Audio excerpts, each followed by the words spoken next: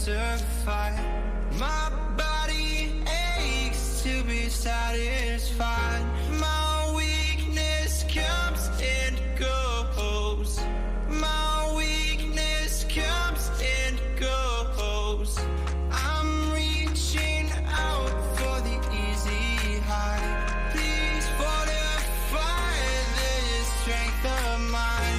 My weakness comes and goes. My weakness comes and goes.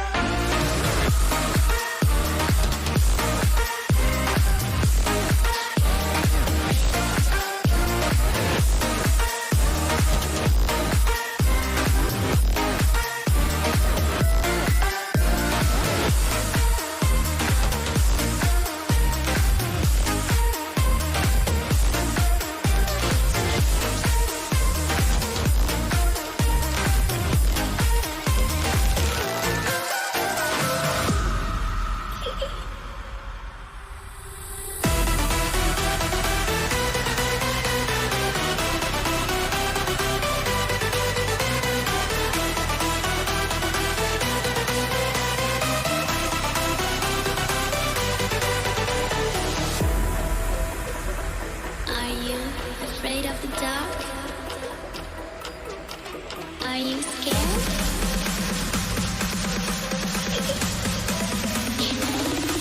I am you.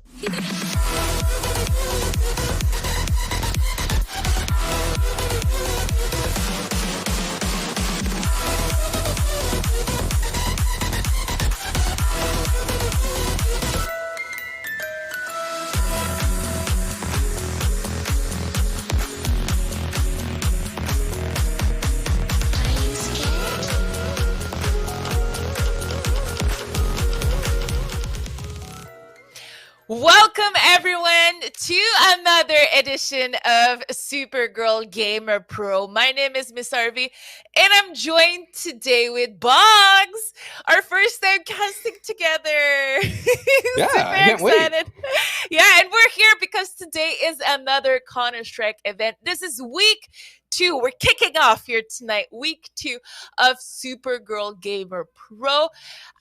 Just like last week, this is going to be a fun weekend where we're going to have some Counter-Strike, some League of Legends, as well as some Hearthstone. Am I pronouncing it right, Austin? Am I Yeah, doing Hearthstone. Okay. Hearthstone. And tonight it's gonna be 3 matches that we're gonna broadcast again. And it's your first time on set. Are you excited? I am really excited. I actually got to broadcast the finals last year with Emode. No So way. I'm really happy to be back and seeing how the teams actually made it to the finals this time. That's awesome. I had no idea. I wasn't there last year. I missed that one. I was there for the others. I'm super excited, Dan. You're familiar with the women's scene. I like it. I like it. Do you have a favorite women player? Just like that. Just putting you on the spot here.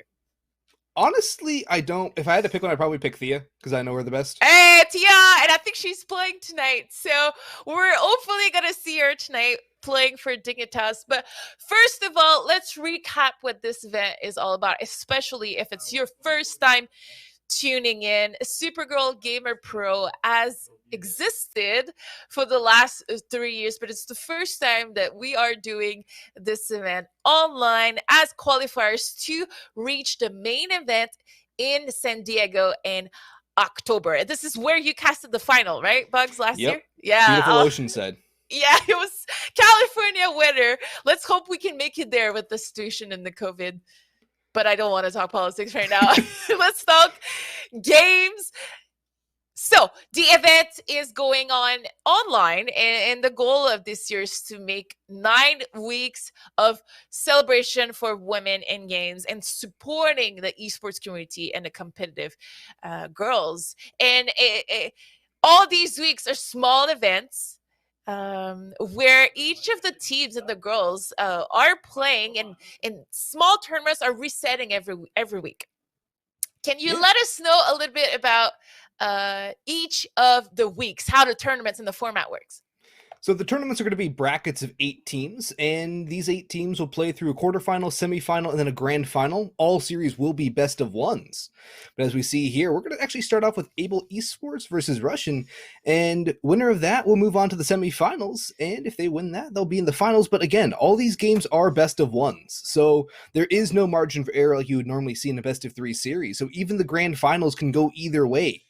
That's the magic of the best of 1 scenarios, and the way that each team acquires points is based off their placement. 5th through 8 will get 25 points. 4 and 3rd place will get 50 points, and then 2nd will get 75, and 100 goes to the winner of the week. And, well, the winner of last week was Dignitas, and as you can see there on the bracket, they have a bye that they really deserved by winning that first week.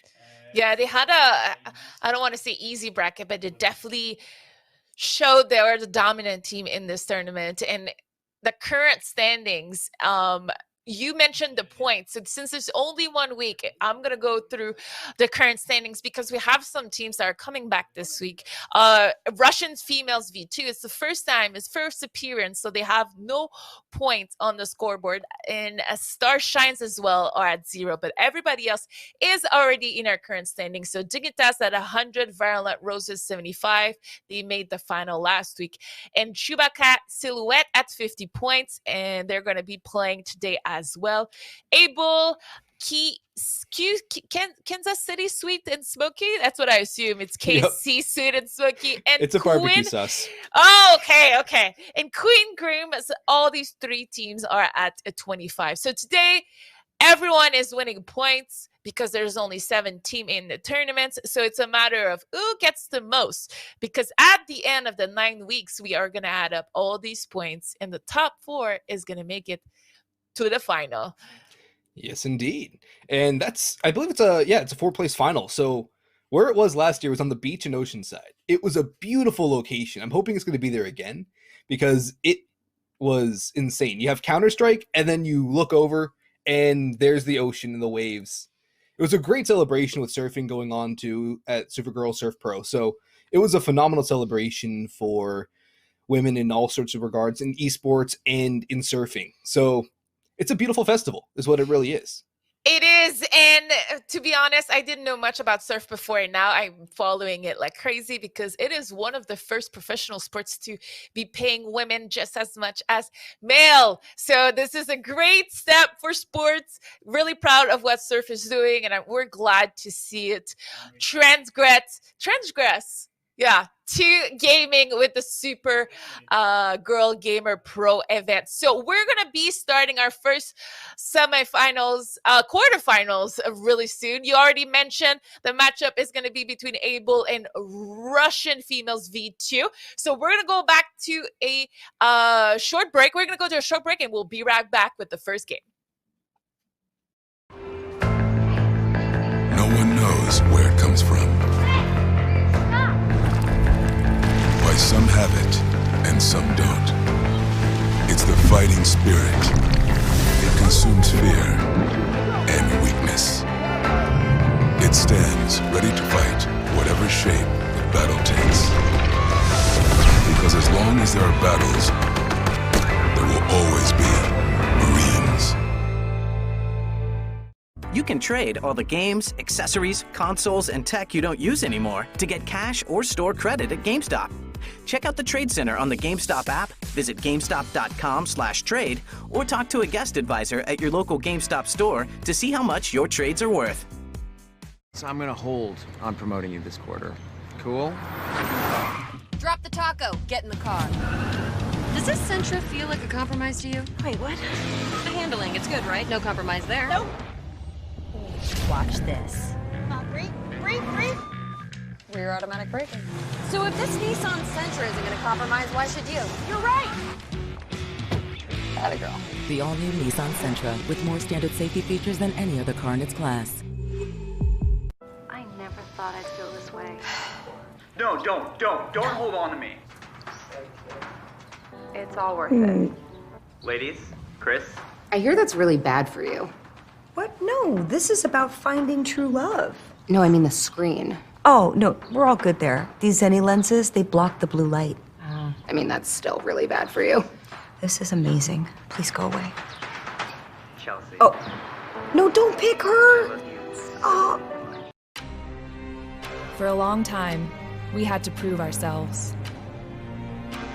But we always knew what we were capable of. We knew when the time came, we would be ready for anything. Our numbers keep rising. And so do we.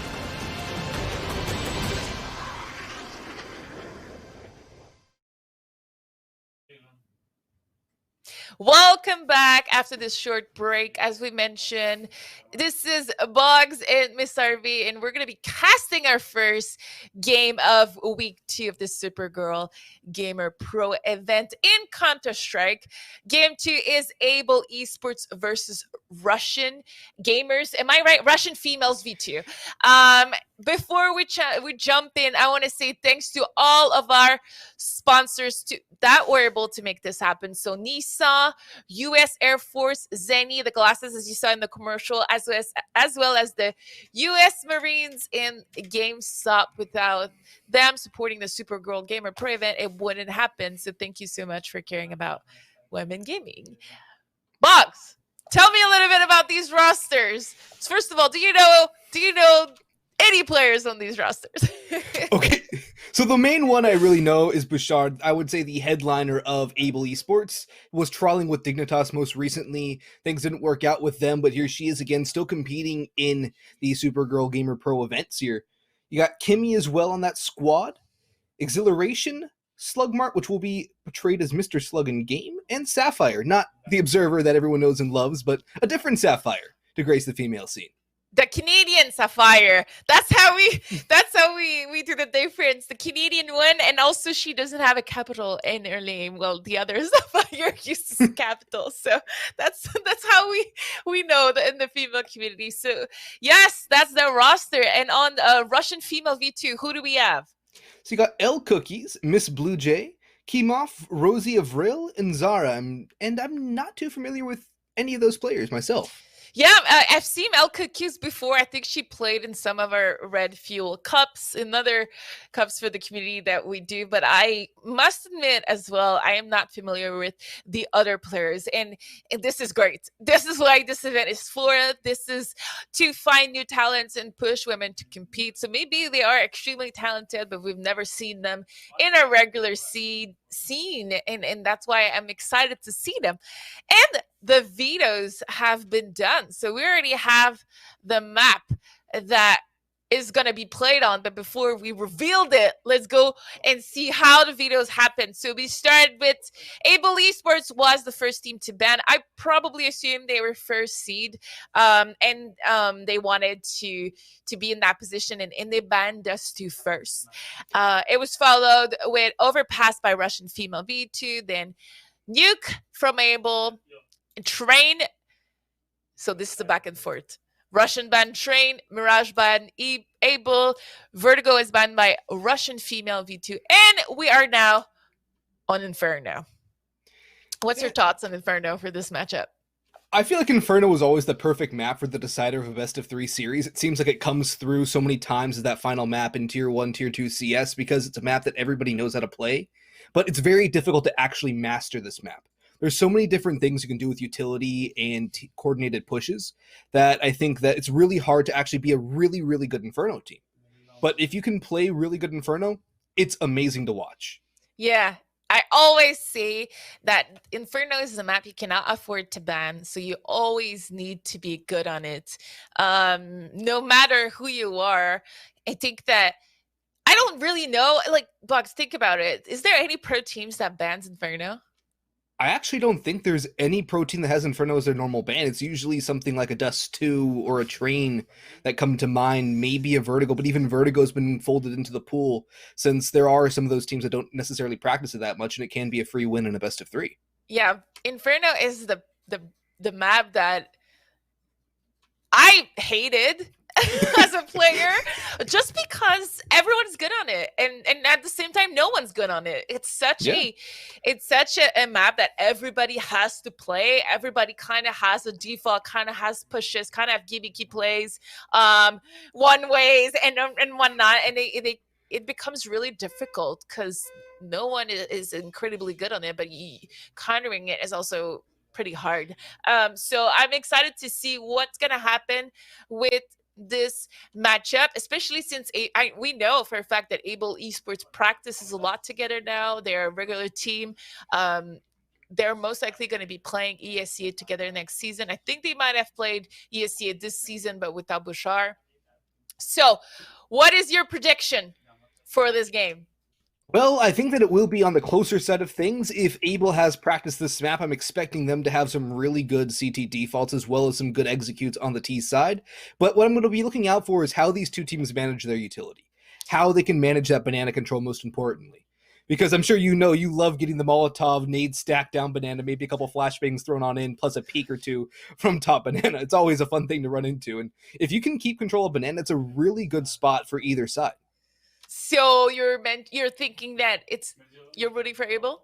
I think Able will take it, yes, because they had the practice. Okay, I am saying the same, but there's one thing I'm really looking forward to. If Russian Female V2 is not an actual team and they're more like a puggy team, they might resort to, I call them group plays, like 5 together hitting a bomb site, and that can be very difficult for a newer team to handle. And on Inferno, let's just say, if they don't put a lot of pressure at banana and they have to face 5 players taking control of B, I cannot wait to see how Able is going to react to that. So I believe the early rounds for Able on CT side are going to be extremely crucial to lock that B down to be able to win this match. So that utility, using the Molotovs wisely, getting the early rotations back as well, going to be the key to the game for Able? Absolutely. And although Bouchard is the player that we know and that shines, I think that last week we saw that everybody is able to do a lot of damage on Able. So I'm also interested to see how Kimmy is going to perform. Usually Smiley plays for that team as well, and she's not here today. So it's going to be also interesting to see how a veteran like Smiley, with not being on the team, is going to show up. And I think that all the players are ready in the game, but we're just having one trouble with one of the player readying up. So don't stay with us. We're gonna go live within any, I want to say seconds, but maybe a couple of minutes. Everybody else is ready. We're ready. The players are all ready. Just a little bit of a tech issue, and we'll be live. But if they do, whoever wins this game, let me just go check the brackets, is going to play the winner of Violent Roses and Chuba Cat. So that's also a very, very cool matchup. And as I'm talking to myself, pretty much, we can see that we are currently live in the game, and we are going to go into this knife round. Whoever wins is probably going to start. What do you think? I think you normally see teams that win the knife round want to start on that CT side, get off out of the gate early with a good solid start. Never want to go into the second half down, and usually will start off with at least a 9-6 lead on the CT side of Inferno, at least as far as the statistics go. And it will be Abel winning that round and staying on the CT side. And we are now going live with our first game of this Supergirl Gamer Pro weekend. This is missharvey and Boggs for Able Esports versus Russian Female. We got a kit on Kimmy. Molotov or Bouchard, though. So that's a very interesting choice on a pistol round. But Zara doesn't have any utility left, just the P250, so no utility for the T side. Exhilaration already with this bottom mid control, taking down one, going for a second as well. Nothing found just yet, but still all of this control, keeping Russian Female V2 hemmed in down towards the T ramp. This is a huge opening kill, not to mention the map control, but Zara will get traded out. Slugmart is there for the trade, however, and that might just stabilize things for Able Esports here. Sapphire will have to fall away back in towards apartments, but still, 2 players versus 3 on this eventual execute onto the A site. Things could get messy here for Able. Yeah, things could get messy, but at the same time, that slowdown from Russian Female here. And as I say that, they're rushing into the Sapphire. Let's see the Slugmart and the Sapphire teamwork. But unfortunately for Sapphire, she got knocked down and is not getting traded. Slugmart and her right away going down. It's all going to be in the hands of Kimmy and Bouchard. Yeah, it's a great double entry from Kimov, getting that bomb down to absolutely critical on the T side. I mean, I think T side with 4 kills in the bomb plant means a full buy with Galils and AKs on the next round, even if they lose that pistol round. So Able will be starting on the back foot, regardless of the way this round ends. But if they can get the first round on the board, it would be huge. But Bouchard gets shut down by Kimov on for the 3K, looking for the final kill. Kimmy will get hunted down, has the kit, no armor. He's still gonna have to try for this. The aim punch is there, and Kimov will finish it off. Quad kill to start things off as Russian Female V2. They might not have started with the first pick. They might have gone down 3-4, but they still were able to swarm that A site and win the round. Yeah, maybe we have a pause here. That's where we're jumping back to us, but it was a really difficult round for Able because they had the upper end, they had the map positioning, they had everything in their hands. But unfortunately, when it came down to that A site, I want to say focus for the Russians. I'm just going to call them the Russians, guys. For the Russians, their positioning was kind of off. Double up inside, no trade possible. It seemed a little bit difficult. And the same thing kind of happened with the Kimmy and Bouchard retake. Both times, I do feel that the timing and the trades are kind of off for Able. Yeah, I'm surprised Able didn't have anybody in pit. You normally think that pit crossfire was site as something that's really impenetrable. But it was never there, not even graveyard. It was just both on site, one watching motocross and the other one watching the balcony and lane entry point. But as you said, there was no trade potential. Even on the retake, it was a 1v1 duel for Bouchard and then 1v1 duel in the end. So the thing is, if you are able to isolate the 1v1 duels, it usually will go to the defending team. But if you're getting faced by 2-3 players, it's hard to find that multi-kill, especially on a pistol round. Absolutely. We're just confirmed that it was a tech pause, potentially only 90 seconds. So we will be back soon in the game. But I want to say props to the Russians. Russian females. Yes, Russian females. I'm never going to remember this. Russian females V2. That's extremely important. That's part of their title. Because they didn't lose. their composure when they're down, and they stayed as a pack. And this is exactly what I talked to you about, Bugs, before. When the Russians in doubt will pack up and hit the site together, it's always going to come down to Abel making sure that they get those trades, because potentially they have better teamwork, so they should have been in better positions. They had plenty of time to reposition themselves after their picks in mid. Yeah, indeed, and that was really good recovery by the Russian squad because they were down by 2 players. They had 3 versus 4. They just grouped up, hit the site, play the numbers advantage, but they were also there for the trades on their executes too, which was the best part. Even if Kimov doesn't get that initial kill, there still was the second player or third player there for the trades. So the way that they played it, it was very well composed. It was a solid T-side execute, whether it's pistols or rifles, and it bodes well for them in this best of 1.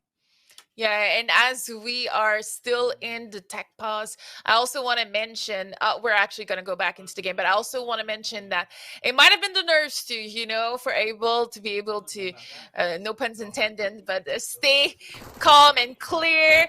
And we are already in the middle of round 2 here. And as you can see, the Russian females V2 was able to get the plant. Only 1 casualty from Kimov's, and Kimmy and Slugmart with the full buy here are going to try to get some exit kills, potentially save their guns, which is what I'm hoping for them. Yeah, they can do some damage with those saved pistols plus the Kevlar in the next round, but it is always interesting to see whether a team will go for the force buy or will save after that first round pistol loss. Kimmy will at the very least take down 1 more. I believe that was just a MAC 10 on Rosie, so no real economic damage dealt to the Russian female V2 squad.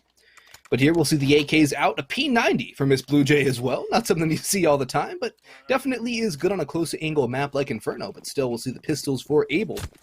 And they won't really have a lot of utility here. Do you want to see a gamble stack out of them though? Something maybe aggressive to try and catch the T's off guard? And I think you have it right on. There's only 1 player to be in a triple man push at alls for Abel's, and no one is spamming for Russian, so they got that free positioning. And Kimov is gonna get shut down by Sapphire, and the rest of the team is still progressing. Oh, this is very dangerous for Russian female. Oh, indeed it is. They already know there was 3 players there. Sapphire's on for the 3K with the P250. Looking back for more. It's the P90 of Miss Blue Jay that will shut her down in the end. But still, Miss Blue Jay's down to 8 points of health. And there's 1 more. It's Bouchard holding back long hauls. It's down to Cookies, but Cookies gets eliminated by Kimmy. The pistol stacked towards apartments works out perfectly. And while Russian female V2 thought they could just bullseye their way up through halls and bully their way onto the A sites, the close range angles in the apartments favors those pistols, and Abel Esports steal away their first round. Oh no, you really hate to see it. This was a really unfortunate kind of trade-off here for Russian females. They had the worst, I want to say, positioning to be able to trade. Their timing was kind of bad, and I'm not gonna lie here, we saw this coming from our point of view, knowing everything that was going on. It really hurts to see them lose this round, and they're gonna invest a lot of money into this next round, where most of the players fully committed to this buy here with a lot of AKs and armor invested for Russian female V2. Yeah, they have 2 AKs, Deagles, and armor. The P250 Exiliation Wit in the pit will actually knock the Molotov a little bit, but that still could protect the cross. We'll still find the headshot onto Kimov. A good angle from Sapphire back on default stack. We'll do a little more damage, actually a lot of damage to Zara. It's down to 12 points of health, but still Russian female V2 seem content to just keep on with this A push. They've not tried Banana at all, and that's actually signaling to Abel that they can get a little more aggressive towards half wall. Exiliation will get 1 more. Bouchard will strike. A gun barrel shows from Boiler, but now it's Miss Blue Jay to answer back. An AK could be salvaged for Rosie, but the flank comes in from Slugmart. Only good for 1, but Kimmy's right there for the trade. And Abel Esports equal things up at 2 apiece. And they put themselves in a great spot to grab a lead. Yeah, there was a bit of hesitation here on Russian female V2, as you saw in this round. When they got spotted all, everybody was ready at balcony, and everybody was ready at boiler, and no one came out. It seems like a little bit of miscommunication and or a little bit of nerves kicking in, and not being able to capitalize on that situation really cost them. It could have been huge for them. That's a huge opening kill, though, for Cookies. Takes down Kimmy, full ready with the P250. Carried on to the early Banana Molly as well. Slugmart from U-Box will shut one down. There's still more of a push. Slugmart with one more. Exiliation and Bouchard timing in. Kimov will actually get two on the Deagle. But two will not be enough to win the round. Still a costly round for Able, all things considered, losing 3 players. But because they had that eco round victory to actually boost their economy, it's still not looking too rough. Ooh, that double deagle. It really happened so fast on our screen. We're not even sure if this is because they lined up or if the shots were sick, but it's gonna put us into this game we have 2 ops already for Able. 1 ops at B, 1 ops at A. I'm usually not a fan of that early double opping. But let's see if it works out for Able. Yeah, I saw some very rough double op rounds early on in advanced last night, and it just really hurt the CT team in a retake. But well, iCookies rather, will get the opening pick on Banana. I believe that was a spam smoke, or a smoke spam, and a really good opening kill to really start to thin the defenses of the CT side. However, Bashard's all the way in logs still has a lot of information that Banana's still clear. And while the T's might be having a lot of map control elsewhere on A, this double setup on Banana with Bouchard and Logs and Kimmy holding long with the op towards Long Banana. It's a huge opportunity, but iCookies one more kill. Kimmy will find one and fade away, but still, that's an advantage to Russian Female V2. As they still have a lot of time on the clock, they still have the mid-round calls to make. There's an early rotation from Exhalation all the way towards the B side. It's going to be a gamble stack. Yeah, and I think everybody is having the right play here on Able. McKimmy coming in huge with the first pick. And again, Russian Female not really capitalizing on their group effort. They might get run down one by one here as we have Able crushing them. It's only going to be Indians of Sapphire, but she gets killed by Kimov, and they know A is clear. Oh no, disastrous round for Able. That was probably one of their only chance of success here. Double up retake. Is that even gonna happen? 5 seconds left, but bomb's gonna get planted. It's double up on the A side of Inferno too. Yes. It's being known as the most difficult site to retake, on par with B side Dust 2.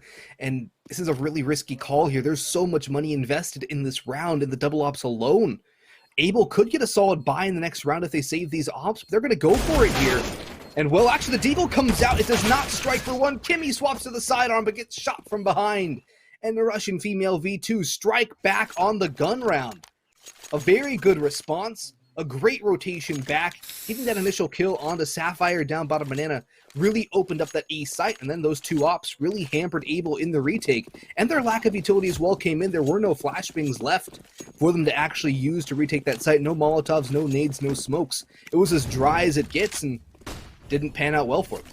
Yeah, after that killed on Sapphire, it was a save situation for me for sure. Able was not able to rotate fast enough on A to get someone there to gather some intel. So when that bomb was planted, it was kind of a bad decision, I would say, for Able to have committed to that retake. You mentioned it in the round. It was gonna be a decent buy if they were able to save these 2 gun rounds. And for this specific round, for round 7, the gamble at A is not paying off so far, as Russian went to B. This should be a mop-up for Russian Female V2. They should be able to get these kills here. I don't think they should necessarily hunt for any of these players, but they should just turtle up on site. Sapphire, however, opens things up well. There's a double stack in towards V-Box. Kimmy strikes for one as well. Slugmart will chime in too. It's a 3v2 in favor of Able, but now here comes Rose with the P90. Will only be good for one, and now Bouchard, no armor, has the Deagle in hand, dancing around the new box, but it's Kimov, who stands tall yet again. Another 4K in this game, up to 13 kills. We've only played 7 rounds, and Kimov's almost equaling 2 kills per round so far. Kimov is popping off, and he's definitely carrying. Well, I don't like to say carrying that early into the game, but if we combine all the kills from his teammates, he still is on top of it. So he's definitely doing something right. And I have a question for chat. If you are friends with Russian Female V2, please let me know if it's L cookies or I cookies? Because I need to know now. It's really, really bugly. Yeah. That's really good aggression down banana. Also, that smoke is... Wow, that is weird smoke. That's a weird smoke bug. Yeah, I've never seen that before. Neither have I. I guess, can we get source 2 now? But good push here from Abel. But I was about to say they might be overstaying their time here, as I thought Kimov was going to get potentially a double. But turns out that he did not get the best out of this fight for once. And he's going to go down. And Abel's still on the hunt here, pushing. But there it is. That fallback is what I was looking for a little bit earlier. Yeah. They really needed to fall back a little earlier. I think they got lucky with that extra kill they got. Yeah. It was a really good aggression down banana too in the early portions with the utility usage, getting that control plus the opening pick. But after that, they really don't need to stick around all that long. They could have gotten caught out pretty easily there, but all's well that ends well, I guess. And, well, they have the forward rotation over towards the A site now, which is where Russian Female V2 seem to be going out for the execute. One through lane, the other on balcony, and all these angles are being watched by these Able players. One in pit, one on site. That's the crossfire you want to see. There's one up towards Moto as well. And even if there was some time to get that plant down, it was not happening. Able Esports get the kills. They shut down Russian Female V2 with a flawless victory in that round, which will significantly boost the CT economy. Yeah, and the score is going to be 4-4 into this game. I like to think it's a brand new game where that score is as early as that, but Russian Female has so little money. It's going to take them a little bit of momentum to come back into this game. It will indeed, but early banana control, it's come at quite a cost though. They've taken about half HP on 3 players. Good utility damage early on for the CT side. The bomb for Russian Female V2 is still in spawn, and I think it might be an AFK player, maybe a tech issue, but either way, it's going to be Bouchard to peek. 2 kills, Slugmar chimes in for 1 more, and the second 2. The B site was not open for business as Able have themselves a triple stack early on. They will win it there. The bomb's still in spawn, however. And I would not be surprised to see a tech timeout come through from Russian Female V2 after this, so they can figure out whatever's going on Rosie's end. So they can have a full 5-player roster moving forward. Yeah. And definitely with the disconnect now, it will be going to a technical timeout. It's kind of hard to win a game down 5v4, I would say. Yeah, absolutely. And it looks like it's even Able that is standing out to support the Russian Female. And as we go into this tech, let's summarize a little bit what happened so far. It's 5-4 for Able, and the momentum is definitely on their side. It looks like for me, the Russians are having a little bit of trouble getting to their mid rounds and their game plans. Not a lot of utilities being used for them. Every time they get to a site, there's very little manpower as well as utilities left to be able to execute properly, whether it's at A or at B. Yeah, I think one of the most critical parts of a map like Inferno is those mid rounds. I mean, in any map really, but it looked really good for Russian Female V2 in the pistol round. Their mid round calls were brilliant. And then now we've seen the guns come out, the pressure start to mount a little bit, and they start to be getting a little shaky, it seems. And maybe that is the pressure, maybe it is the nerves coming through, or maybe it's just that Able have that better cohesion as a team and they're adapting well themselves and putting a lot of pressure on the T side. That's one thing I've noticed too. They're going for these aggressive banana plays. They're going for that control early. But it looks like we're going to go back into the game with only 4 players on the Russian Females. That's very unfortunate. I wonder if there's even a tech pause available on the server, to be honest. Yeah, my heart goes out to them right now because it's never fun to play down. Never fun, and then you don't want your ice feed to let you down in COVID times because that's the only thing you got. And we're going to go into almost a full save round here for Russian Females. We have a deagle in hands onto Kimov, a smoke and a flash. So let's see how they're going to utilize that utility as Kimov is pushing towards all by himself.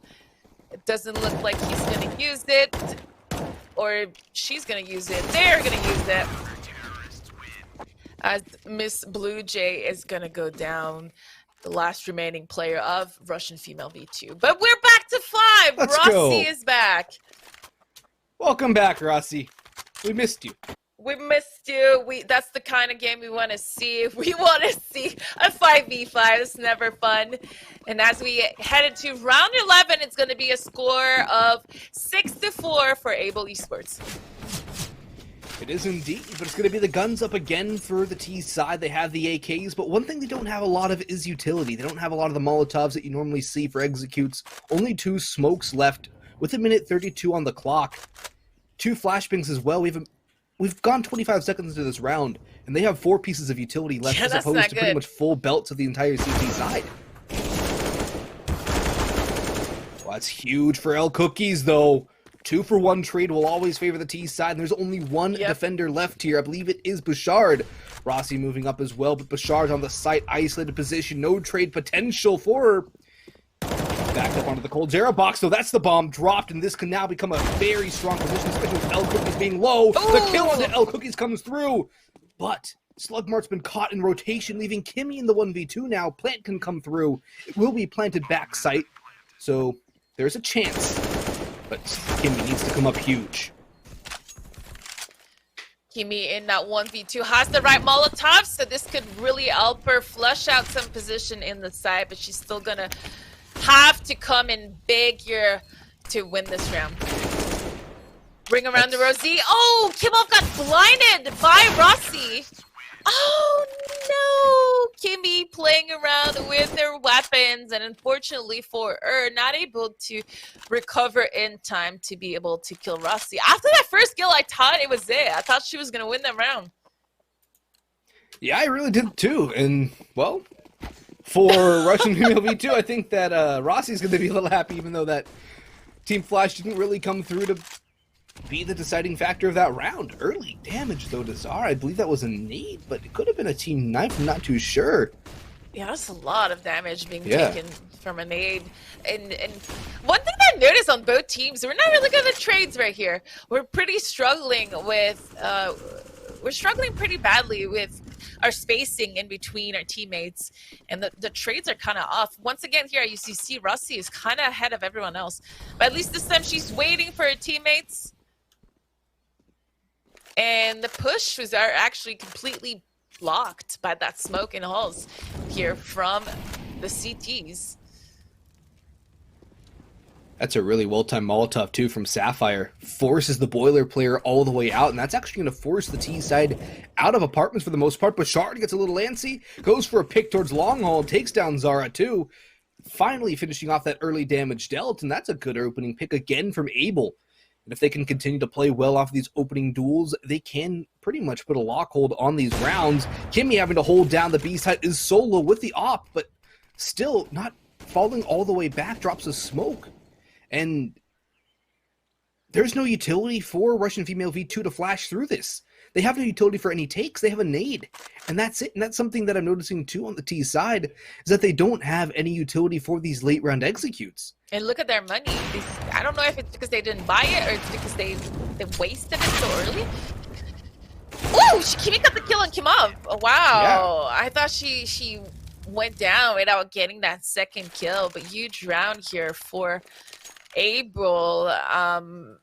And just to your question earlier, Kimov knifed Zara, so that's how she lost that much damage.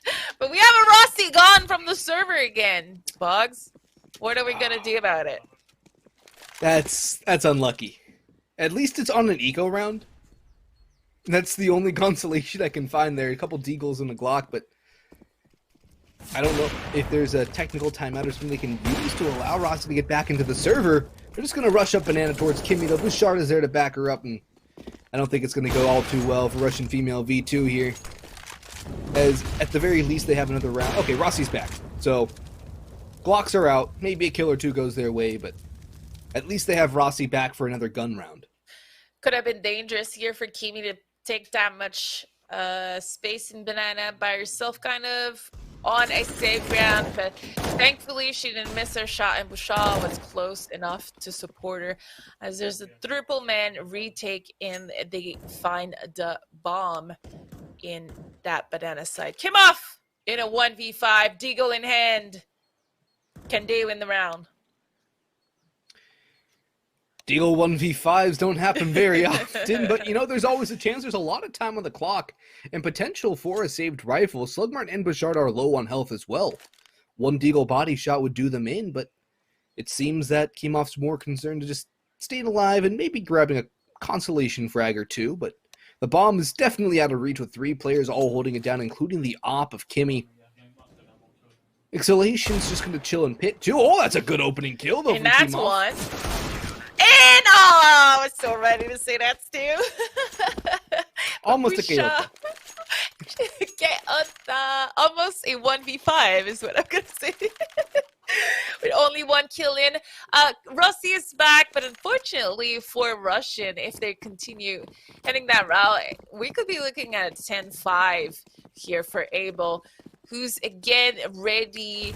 Full utility, 2 ops in N, a triple banana take here.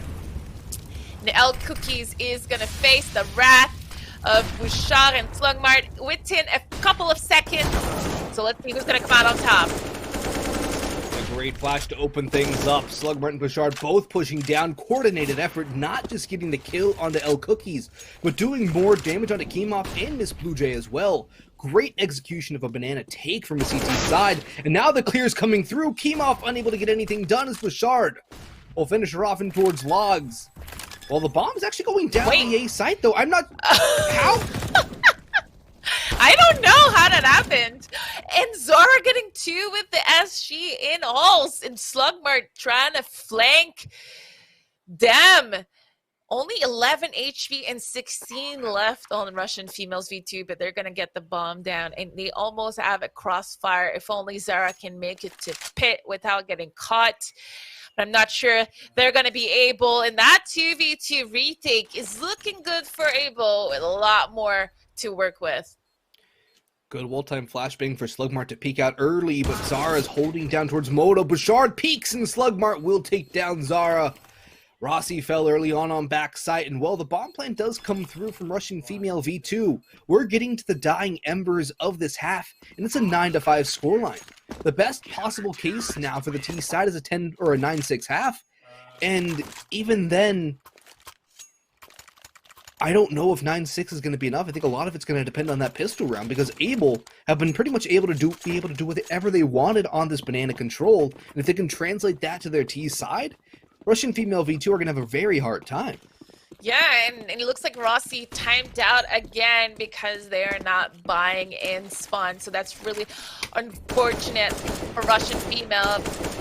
But honestly, for Russian female V2, considering the situation where they're playing most of the rounds of 4v5 and they're really struggling, I'm going to say, with the utility usage. If you look right now, Zura has no more utility, although there's $2,600 left in their ends. So 5 rounds is huge.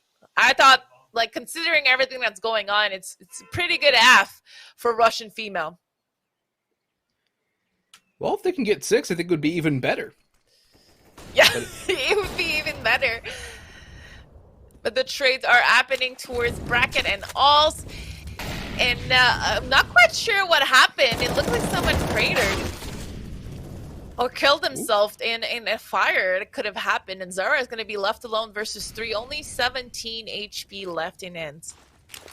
17 HP for a 1v3 isn't all that much. The fact that there's 2 ops up against them, though, but that makes things doable. But Exhalation will not let things get messy. Lands the op shot out towards balcony. It will be the 10-5 half for Abel Esports.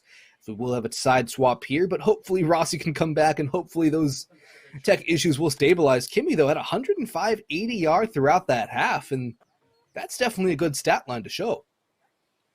Yeah, she definitely had a solid banana ult. Fortunately for them, they really didn't try to flush her out or counter her. So she had all the, I want to say, freedom in the world to just crouch behind that half wall and just kill them one by one. Indeed. It doesn't seem like there is a technical pause, though, for these players to use, unfortunately. So it looks like Rossi will have to rejoin on the fly, which will make things a little more difficult, but hopefully Rossi will be able to stabilize either the ISP, or it could be a Counter-Strike thing too. You never know. We have the official timeout rules here from the Supergirl Pro. As you may or may not know, in Counter-Strike, every tournament is different. So we just got sent the official rules. If a player disconnects in the first 4 rounds, the match will be replayed. And I don't think this is what happened. I think they started timing out after that. So unfortunately for Russian female V2, we are going to have to stick to that final score. But it looks like if you disconnect after round 8, you have 2 rounds to reconnect, and if you don't reconnect in time, you can elect to play in a 4v5. But so far, every round, Rossi was able to reconnect in time. I must admit, I've never seen that rule before, the any disconnect after round 8 rule. It's a very interesting and weird rule. I've never seen that before. Usually you can reconnect. I'm right there with you. When you can reconnect, like there's no like two rounds limit. But that's what it says in the rule. So hopefully for Rossi, they will be able to reconnect fast. And there it is. Rossi is back in the game.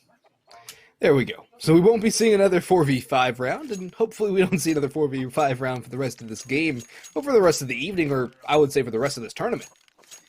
Absolutely, would agree with you. But we will see some utility coming out from Abel. Got a smoke and double flashbang on Sapphire. I want to see where they want to use this utility. Looks to be an early banana take from the... Oh, is Sapphire going to use this utility as a fake towards A? Yeah, that smoke's going out towards top mid. But it's a triple... Actually, no, it's a deep banana smoke. It's that banana smoke from T-Ramp. Looks like it's going to be a full-on B execute, though. Kimmy with one, Exhalation with another.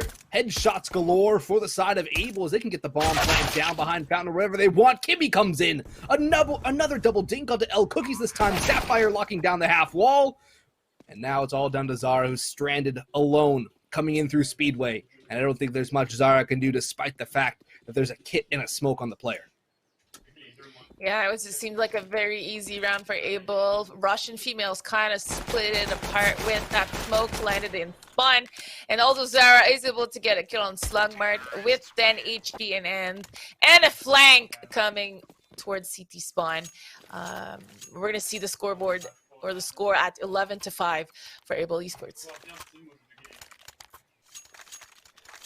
That pistol round is a pretty huge win for Abel to be able to just steamroll and snowball a huge lead. They already have now a 6-round lead. But there's not going to be a significant buy for Russian female V2 in this round. They're relegated to a 5-7, a nade, a Molotov on Rossi, armor and stock pistols on Miss Blue Jay and Zara, a kit on Zara as well. So a bit of a half buy on 2, a full investment on another.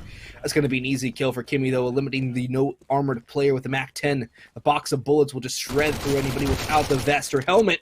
And there's 2 for Kimmy, who will now swap to the sidearm, but the bomb is a long rotation, still up banana to make its way onto the site. And Kimov has the Zeus, and it might just work. Indeed it does. The taser we got comes our in. Zeus kills for the night. Extremely happy with that taser kill. We can now rest and go home. Yup. I love Zeus kills.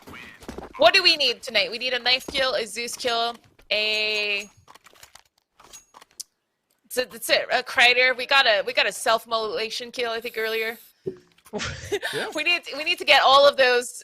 I want to say seal kills for each broadcast because that's what we live for. Hey, I'll go for like some sort of jumping no scope too. Okay, let's do that. Jumping no scope. Or an XM. Or what? Sorry? There's an XM, the auto shotty.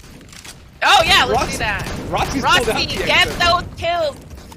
Oh no. Oh no. But Rossi, I think, was blind most of that round because they had no idea they were in the Molotov. And that full buy here from Russian female V2 is not looking great as Bouchard is kind of just farming at banana with Kimmy, and their bomb is going to get planted towards B, leaving L Cookies and Zara in a 2v4. They have no other option but to save you, right? Yep. Yeah, I mean, their money is absolutely... Well, it's not broken. Miss Blue Jay and Kimov can still buy. So, theoretically, they could have rifles on 4 players, but Zara gets taken down by Exhalation. Now the last remaining player is stepping out of balcony. Ooh. L Cookies goes for the fight, but loses it now, and that's going to put Russian female V2 in a very rough economic situation. An op for Keemov, an M4 for Miss Blue Jay. Everybody else is going to be on pistols or SMGs. Yeah, that op instant buy here for Keemov's, not even wasting any second. But again, those buy rounds from Russian female have been a little bit interesting. Right now, you see Cookies and Zara. It's still money in hands, but the rest of the team fully bought. So these are not... There's a little bit of trouble in paradise here for Russian female who are not really in sync together as in their buy rounds. Yes, indeed, but they still have brought it to a 4v3. Of course, it is in the advantage of Able Esports, but it still is doable to recover. The flashbang, though, does not blind Bouchard. Keemov will stand tall with the op and coffins. And Kimmy, if Kimmy does phase without a flashbang, I think Keemov has this angled. Smoke will go in to wall off Keemov, though. Have to rotate over towards CT. There's a smoke for CT as well. The flank's coming in from Rossi, but Rossi's relegated to the Deagle and Kevlar. Yes, the Deagle can be deadly. But in this scenario, I think a rifle would go a long way to making things more viable for Rossi, who's just going to charge on up. Good kill by Kimmy, though, and now Keemov. This is a really rough situation, a 1v3 with the op on the B site, and there's rifles hunting. Kimmy here with the 3 game this round, doing huge. I also thought at some point she was pretty confident she was going to re-peak after Bouchard went down. There was so much willpower in her for not to re-peak because her body language, her little character language was like, let me peek this, come on. But she ended up not doing it and winning the round for her team. It's now the do or die rounds 2 for Russian female V2. They'd love to avoid that 15-5, but Bouchard, the spam through the smoke, eliminates Cookies. And that is not the start that Russian female needed here in their chance for a comeback. It's going to be a chunky nade, too. There's a good amount of damage to Keemov, down to 64 HP. That smoke will not keep them safe for long as the sandbags are there as well. The peek's going to come in from Slugmart. Dinks a teammate in return, but still, the kill is the kill. And it's going to be the B site open for business unless there's something Rossi can do to hold down from U-Box. Molotov into oranges, but now they have to know. She's back in dark, or emo gets forced out. The plant will come through, the M4, and a P2000 is last alive on Zara. Yeah, Zara once again, not quite sure what happened here with the buys as Miss Blue Jay and Rossi fully committed, but Zara here only has a pistol in hand and 4.4k, so definitely a little bit of work to do here for Russian females if they come back next week to at least align themselves to buy at the same time, so that would really help. And I'm talking as if the game is over. It is not over. It is match point here for Able Esports, who's showing extreme dominance versus the Russian female V2 into this first game of week 2 for Supergirl Gamer Pro Counter-Strike event. That's a great start for Able to be able to secure at the bare minimum 50 points here, but of course they still have to convert this round. Rossi's in a good spot in the cubby. Nobody's going to clear the angle as well. One kill for the P90, but nothing further. Kimmy and Sapphire pretty much clearing out that ace. That is with a triple stack towards B from the CT side. Bouchard will hold down Speedway, but there's a double op B set up and a retake coming through. Everybody on through CT, or not through CT rather, but through Banana and through mid. This is going to be a very rough retake, even if there weren't 2 ops in store and a P90 on Miss Blue Jay. And there's still 2 Molotovs in hand for Able Esports. They should be able to wall and delay as long as they need to. And even then, Exhalation's going aggressive with the P250. Shotgun off in apartments. Sapphire will find one more, and Kimmy will spray down Zara for the final frag of this map, of this match, as Able Esports take this one very convincing fashion, 16-5, and they'll move on into the semifinals. They'll move on to win to play the winner of the other semifinal and the bracket. But congratulations to Evil. This was a dominated game. But to be fair, Russian female V2 had a lot of technical issues, and it does seem that the tech pauses, not quite sure they worked really well in the server for the Russians. But like I mentioned, we hope to see you back next week, and you're not leaving empty-handed, because even if you lose this first game, you still are winning some points. If I'm not mistaken, Boggs, my maths are correct. Russian female V2 is leaving with 25 points this week as they get knocked out of this tournament. Yeah, indeed, you're correct. And that will actually tie them with what Able Esports actually won last week. There we go. So while Able will, at the very least, get up to 75 points today, Russian female V2 will tie themselves with KC, Sweet and Smoky, and Queen Grim. So they're tied for 6th place right now, which is not a bad spot to be in. It's still within striking distance. There's still 7 more weeks to go after today. And it looks like we already have the other semi-finalists that Able is going to play, as Violent Roses and Chubacat were matches as concluded as well. And it was even more of a one-sided affair because the Violent Roses crew won 16-2. So Chubacat, you're also leaving us for today, but not empty-handed. Thank you so much, ladies. You're leaving with a good 25 points, and we hope to see you next week. Yes, indeed we do. And Chubacat will still stay in that top 4 spot, at least for now. So they're still sitting pretty. That's the beauty of this sort of style of tournament. You keep on accruing points, and even if you have a bad week, you still have a chance to make it up the next time. Absolutely. Our other semifinals will be Silhouette and Dig. Silhouette, who beat Starshine. Starshines was the first time that they were playing in this event, as well as they were not there last week. And I need to talk about one player on Starshines, because I do believe they played with Chloe Plays, who was also competing in the League of Legends tournament last week. So props to her. It looks like she's playing in both events, and this is the kind of person I love myself to see. I absolutely love your grind. So we hope to see you back next week as well. So we are going to go ahead, Bugs, to a commercial break, but we'll be right back with one of these 2 semifinals.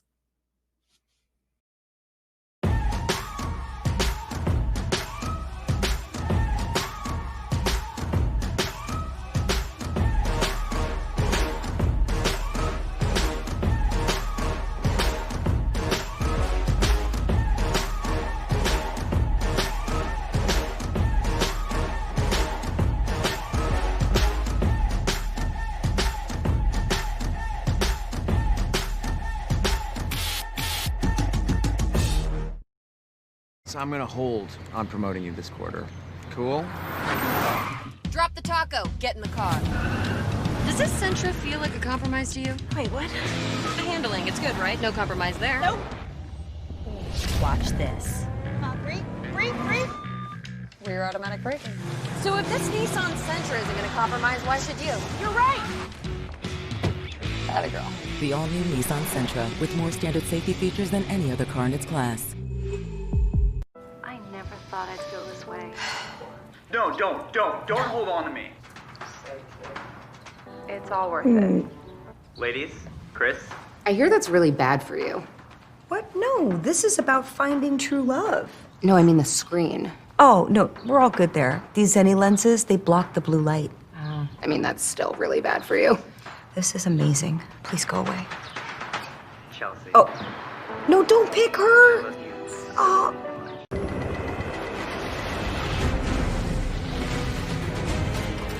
It's not just the ships, the armor, or the aircraft. It's something more. It's the will to fight and determination to win, found inside each and every Marine that answers a nation's call.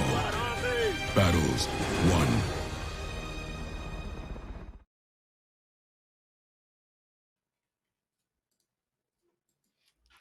it looks like we're back right away. My friend Bugs went to grab some water, and don't worry, he will join us within a couple of seconds.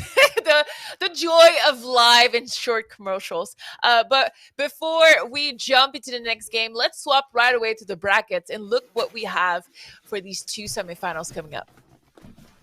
And as you can see on your screen, we currently have Able Esports versus Violet Roses and Silhouette versus Dig. We mentioned it right before going to break. These are interesting semis because I really do believe they're going to be a great time for both matches. But the match we're going to spec today is going to be the Silhouette versus Dig semifinal. This is kind of a rematch from last week. I don't know if you might have missed it or whatnot, but Silhouette lost to Dig. Silhouette last week had a full woman roster, while Dig was playing with 3 core and 2 kind of ringer. And two males actually with XP3. And let's be real, we renamed Brandina, I think. Chat, correct me if I'm wrong, but I think that's how we renamed it. But this week, Silhouette is coming back with two heavy supports, Bugs. Yeah, they have. What do we have on the roster? Well, they have 2 Z-Pug Gods members, Zelsis and Android. 2 players that are very well known in the North American scene. And, well, I know Zelsis is playing with his girlfriend, Lunar Cat, so that could be a little bit of why they're there. But it also could be said that Emily's playing with XP3, who's her husband. But I want to take a quick second to congratulate XP3 on getting signed. I believe he just got signed to Complexity for Valorant. Yeah, he has. It's going to be interesting for him to follow his career as he's going to juggle Dignitas coaching as well as professional playing Valorant for Complexity. We also have kind of a dual couple thing going on the Silhouette, because if I'm not mistaken, without spilling too much beans on this cast, we also have Myrna, Tina, and Indrid together as well. So this is the powerhouse of Counter-Strike happening here in North America in the Supergirl Gamer Pro event, and we're excited to be here today to cast this semifinal. The vetos have been done, so let's look at what happened as we got into this game. Silhouette were the first one to bans, and they removed us too. Then there was a Mirage gone from Dig, Vertigo, gone from Silhouette, then an Overpass, and back and forth again, Nuke and Inferno, and we are remaining with a train map. Last week, it was also train. So that's interesting. This is a complete rematch. This is the revenge time for Silhouette, or potentially the dominance moment for Dig, proving that they are the team to beat in this competition so far, finishing first last week and standing first in the standings with 100 points in bank. And Silhouette could be the second team in this competition, but unfortunately, I think twice back to back, they might have their run stopped in semis and not able to get those second place points. Yeah, I mean, 75 points goes a bit farther than 50. But 100 points is definitely what everybody here is actually vying for, and Dig would love nothing more than to get back-to-back first places, not only for the bragging rights reason, but also to get that lead. 200 points up on the competition would be absolutely massive to go forward. Absolutely. And as you may or may not know, the format of this competition is that every week you have a chance to be part of this competition. The whole thing resets and you gain points. So you do not have to play every single week to qualify for the final. And so far, Dignitas, we know, will not be playing in next week's, because the tournament in week 3 is going to be at the same time as the DreamHack Showdown. So right now, they're trying potentially to bank up the points so that they can stay first in the standings at the end of the season. Yeah, I mean, that DreamHack Showdown's another great event for women in gaming and in CSGO in particular, not only in NA but also in EU. So it'll be interesting to see how the teams that are playing in here, if they've even qualified for DreamHack Showdown, and how many of those players are going to be performing well in the DreamHack Showdown as well. But I think that this game is going to kick off pretty soon, and I'm excited to see Train, because it's not a map you see all too often anymore. I know a lot of people aren't too fond of its very long-range duels in a lot of scenarios, as well as very claustrophobic angles around the trains.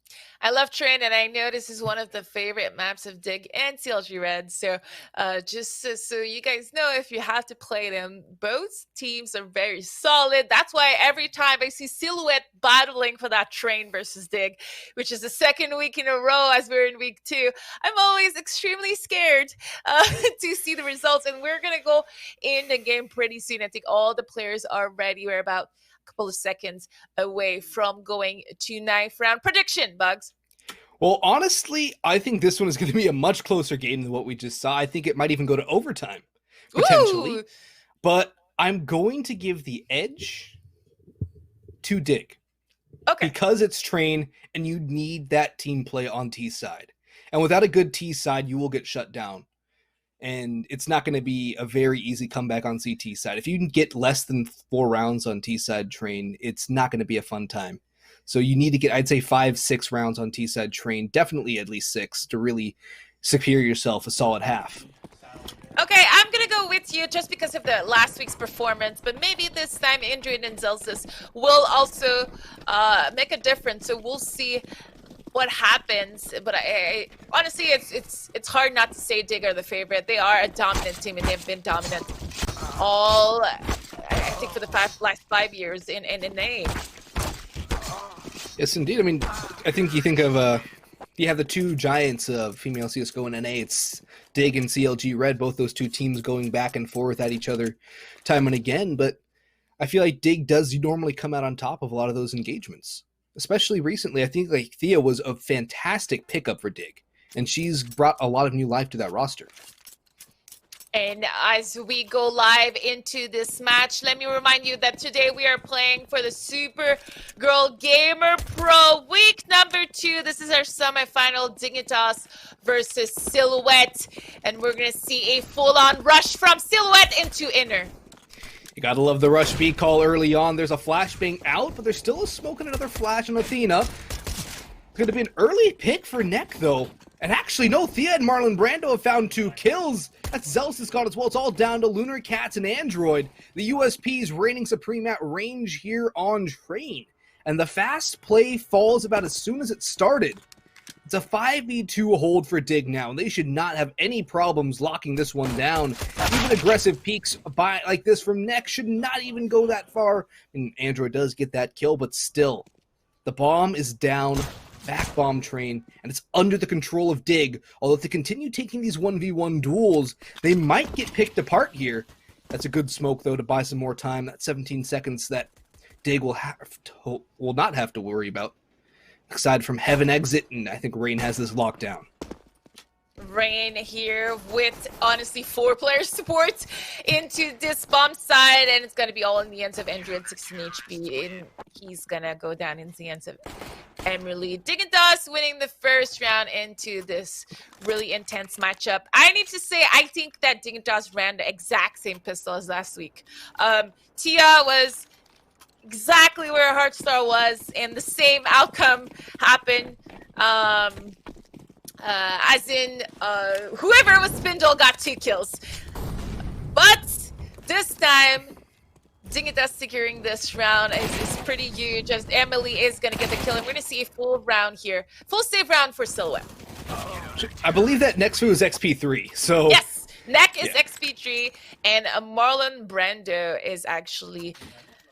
not Brandina, it's Brante, I think. I don't know how to pronounce it, but I love calling him Brandina to make it like XP3 is the only male player in the server. I'll pick up on that one. Let's go, Brandina! Well, right now it's going to be a very lopsided fight. You see 3 FAMASas out on the CT side versus a full AK5 stack for Silhouette. Although the Molotov will keep them at bay, they do have one aggressive player in towards Ivy. That's going to be Android, and there's nobody from Dignitas watching that Ivy wrap. This could end up coming back to bite them if they're not careful, as Android seems to have no brakes on this walking train. He continues moving up forward, closer and closer. Rain will drop a smoke in the nick of time, though. That will keep Android at bay. A couple pot shots ring through as well to keep him back towards the server. as the rest of Silhouette seem to be just chilling out in towards White Halls. No real move elsewhere on the map. And actually, no, Athena will pick up, or Athena will fall to Brandina. That's a good start for Dig as they get the first pick here. But the bomb is still heading in towards the B site, and Android loses out that duel against Rain. If Thea gets 2 kills here, even 1 kill, it should be all over for Silhouette in this first gun round. Yeah, as the trades is happening on this map, Zelsis getting the kill onto Tia. That missed shot here from Amelie could have been costly for Dig, but unfortunately for Silhouette, that molly onto Naomi hurting them so much. We're gonna need a miracle from Zelsis here as he is left in a 1v3, but he's gonna fall to XP3. Just gonna bring the score to 2-0 for Dig, but lots of kills into this round for Silhouette. Indeed, that's going to really hurt the economy of Dignitas. They don't really have a great bank as it is. They will save 2 AKs, yes, and they can get ops up, but they still won't have the best economy moving forward. That bomb plant, though, not going to secure a full buy for Silhouette either. So they're still in that rough spot. I think a half buy would be the best call for the T side here. Maybe some Deagles, but it doesn't look like Silhouette's T side really has the cohesion necessary to get anything done just yet.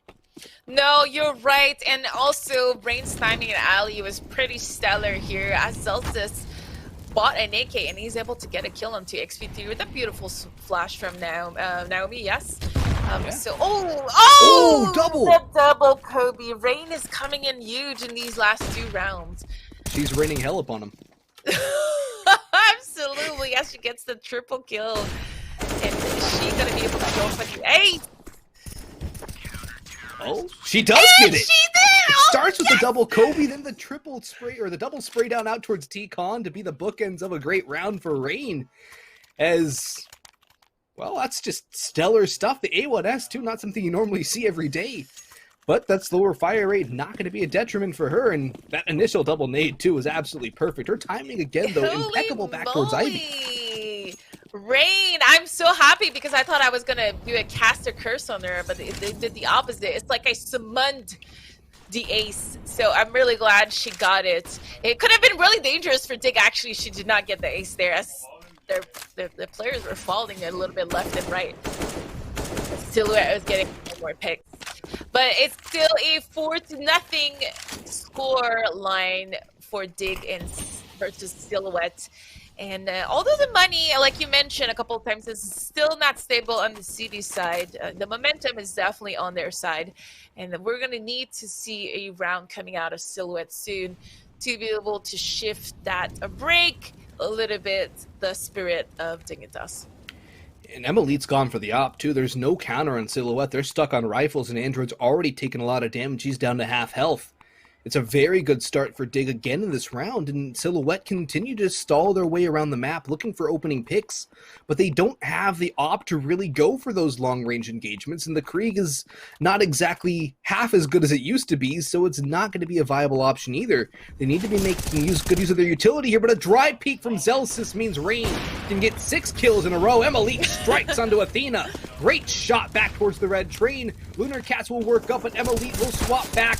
Rain will still stop one more for Cam. Actually, never mind. Lunar Cats goes for 1. XP3 will trade it back, but it's down just Naomi now as Emilite has yet another kill. Will be actually XP3 to go down, but Emilite will strike with revenge. Only 2 casualties for Dig. It's absolutely massive for their bank, and no bomb plant means Silhouette cannot get a full buy in this next round.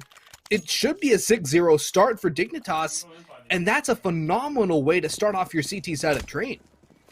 It's a phenomenal, I can't even pronounce it back, and we're going to see 5 Deagles into this round, so it should be a slower pace trying to go for kills here as we see 3 players from Silhouette trying to take round out control. It's definitely the mid-rounds are extremely difficult here for Silhouette as Luna Cards is able to get the first kill onto Tia for our team into this round. But like I was trying to mention, the mid rounds seems to be really going in favor of Dig. That teamwork and that cohesion or communication seems a little bit better so far into this game. Yeah, I feel like if you're going to have a more puggy style, you want to go for a map closer to like Mirage, or I would say even Actually, I wouldn't go so far as to say Vertigo, because that's a map that you need a lot of good nade placements to really get control of sites anyway. But I'd say at Mirage, maybe Inferno, Dust 2 as well. But here on Train, it's so hard to get things done without that set practice, without the communication and the chemistry that comes with a long-standing team. And while Lunar Cats might just have something in this 1v4, already eliminated the op and seems to be aware of this flank. Definitely here's Brandina coming in from the back lines. That flash will do nothing as it's another crisp headshot. But now 2 players dancing around H2. Oh. And it's Rain again to shut it down, as Rain is on an absolute tear right now. It seems like she's winning all of her duels. Yes, and actually the only time I thought she kind of died was because of a whiff of one of our teammates 2 rounds ago or something. At least that we were able to witness, but Dig here winning that round. Good effort from Lacrosse. She was stuck in a 1 versus 4. But once again, it does seem like I want to see more utility usage from Silhouette. Luna Kurtz in that situation had a smoke. She could have smoked which lower ramp, which would have helped Naomi potentially stay alive. And that pick here into fast-paced outside coming from Silhouette is very interesting, as Zelzis gets the kill through the smoke, and Lurikons is able to get a kill while Brandina is completely blinded by his teammate Emily. Lunar Cats finally falls, though, and Rain is dancing around the red train. 1 more kill, spots out the gun barrel of Zelsis, but it is Emilite to avenge Thea. The double op setup could come through from Dig if they wanted to, but no, Rain will keep the AK. Still could come out, but I think that Dig are more than happy with the rifles on the majority of these players. Emilite is hitting her shots when she needs to. Rain is just getting all the kills with the A1S. Brandina's chiming in, XP3 as well. Thea still at 3 and 3, so I feel like Thea just really hasn't been seeing many people as the B anchor. I mean, there's not much more you can ask of her. When they have gone B, she's done her job and bought time for those rotations to come through. It's another full buy from Silhouette, however, but it is Zelsis to finally take down Rain and potentially bring some sunshine to this clouded day that Silhouette's having. Sunshine as the rain is gone. I like it. And in this round, we can see that Dignitas money is still kind of effy. So even though they're winning 7-0, this could turn out to be a 8-0 for Silhouette if they start lining up rounds, which is looking pretty great here as we are into this 5 versus 3. First time so far in this AF that Silhouette is ahead by 2. And I don't want to be the caster curse here, as all of Silhouette is trying to converge outside, but the bomb is still above here. I'm not sure if Myrna and the rest of Silhouette knows. Zelsis is the only one alive. Oh my god, what just happened? I'm not too sure. All of a sudden, I check the right side and I only see Zelsis. I'm shocked. I'm speechless, ladies and gentlemen. We were not in the eyes of the action except for Athena dying. But what I was able to see is that the bomb was down upper. Yeah, it was like down in the office. Browns. Or yeah, in the office. And everybody was outside and there was no bomb to be seen. So that was definitely a problem there. But there's so much time left in the round, it shouldn't have came down to this. Oh, that's a good opening from Zelsis again, but Emily is right back for the trade. Brandina follows to Zelsis as well, as he keeps on walking around this A side, trying to control everything. Thea will swing, but she will go down as well. The flash being not enough to take down Zelsis. Now it's 2 ops. XP3 Ooh. and Emily, now just XP3, who has eliminated Naomi, but Zelsis will pick up the big green himself and jump on. Good old XP3. Second ace in this game, and we were in the eyes of Zelsis the whole time. Observer magic, I think you're doing something here, because we witnessed a full-on ace from A to Z here from Zelsis. Is this gonna be the round that Silhouette needed? Because look at what we have on Dig's side. They have to go on a save with 5 nades coming towards mid. Is Zelsis gonna be able to survive? Nope. That could have been huge for Brandina if she took the next kill, but Android will triple down now. More opportunities for another ace spot. Right? Rain in towards Sandwich, but Android continuing on. It's going to be the ace steal from Naomi, as Emilite will pick up an AK, but I don't think she'll go for anything else. I think she'll just try and save here. But no, it seems she's content to go back towards Old Bomb and try and find something to the back lanes. Couple more kills could just spark a retake. There is no armor on her, however, and that could be a differentiating factor, as well as the fact that there's no kit anywhere on site as far as I can tell.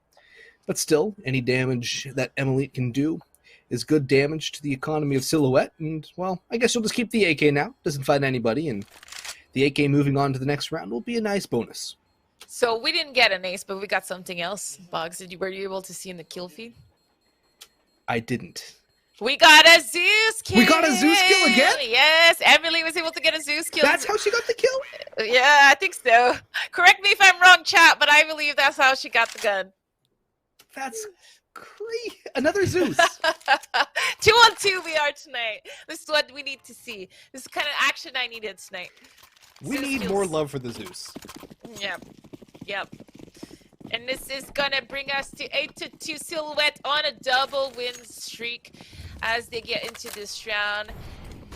Athena here throwing the double duo smoke outside with her teammate as the rest of Silhouette is going into a debuff. Tia is gonna get contact in her. She loses a little bit of HP. She overstayed, I think, her timing behind the wall, but she was able to stay alive, and XP3 across the map gets the first kill onto Myrna. And XP3 continues his aggression here. Spots out Android behind the blue train, but Android actually hits 2 heads. Does more damage onto Rain. A follow-up nade could do more, but Naomi has Emily on the push-up towards E-Box. Rain is caught out in camera, and she will get shut down here. Naomi has 2 of her own, and Thea's left alone in a 1v4. There's a flank coming in from behind as well as Lunar Cats. Thea is wise to this, and she will hit that shot with the FAMAS, but the plant comes through. It's a very rough spot for Thea, although she can isolate the 1v1. She might be able to win this, especially given the fact that Android is low here. The smoke, though, will keep her at bay for longer, and I think it might just be a save call again. 3 rounds straight for Silhouette, as they had the goose egg for so long, but now that CT economy never really being allowed to stabilize has come into factor, and the frags are showing up for Silhouette now. They're starting to pitch themselves a comeback. If you can hear me, Observer, can you press tab and let us see the ADR? Chat is asking for it, and now I'm curious. I want to know, too, who is doing some damage into this game, because as you can see, there's a lot of triple and quadruple kills. That triple kill here from it was Android, I think, happened so fast that I had to yell, and I feel that I've been yelling almost every round with my because we are seeing so much multi-frags. But it looks like we never actually see the scoreboard on our side, so I don't think it's gonna be possible NTS to check out ADR for us in game. Might get it at half, though, so we'll keep an eye out for that for you. This aggressive push coming in through the B ramp, though, might just yield itself a kill or 2. The pistols close range are always dangerous, and it only yields 1 kill for Athena. Lunar Cats will find one elsewhere, but Rain and Brandina are equalizing. It's a 3v3. There's AKs on 2, and Thea still has that AK saved with armor and a kit.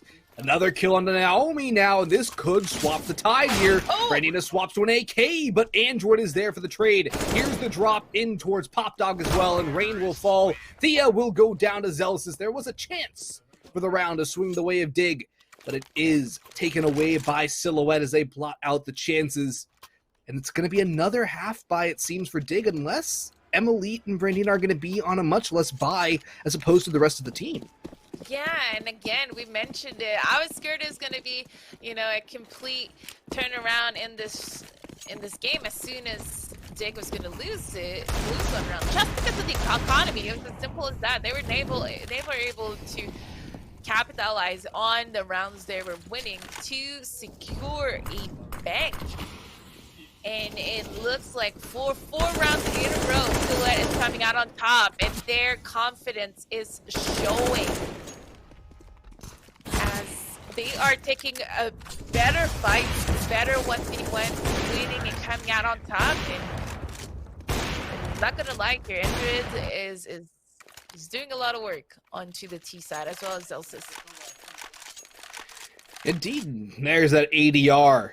Elite actually has the most. XP3 just behind her, 96 to 91. Android with 97, Zelsis with 93 for the side of Silhouette. Ooh, and Android actually has a 90% headshot percentage.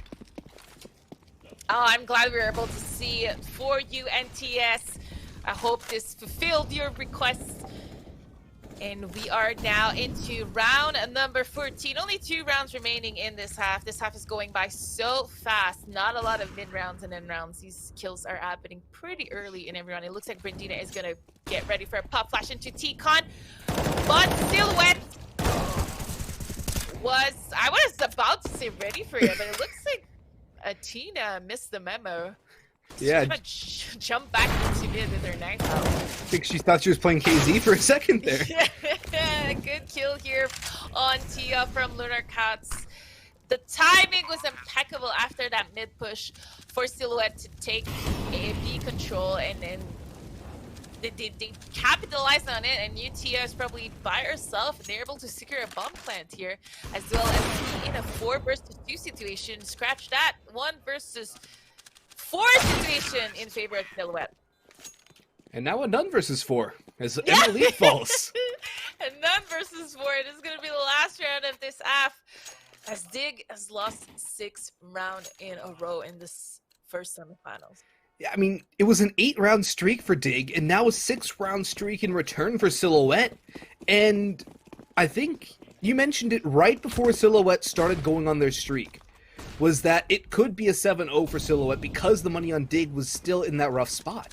Yep. And once Silhouette started getting that momentum, they've just been hitting all of their shots and winning all of their duels. It was Rain in the early going, but now it's everybody on Silhouette. Oh! Zelsis with the 1. I thought that was Athena through the smoke for a second there. I thought that was her too, but Zelsis came out T-Con, and it's turning to be a fast 1v5 here, all in the hands of Tia. But she has a little SMG's full util, but is it gonna be enough to win the round? It's looking grim, Boggs. Grim indeed. And, well, there is some utility, but Android's still lurking around the T connector. And I don't think there's... Yeah, Thea gets the dink, but the AK will win out in that 1v1 headshot engagement every single time. And it is the 8-7 half. Silhouette with an amazing comeback, 7 straight, to bring it back to as close as it gets, moving on to the side swap.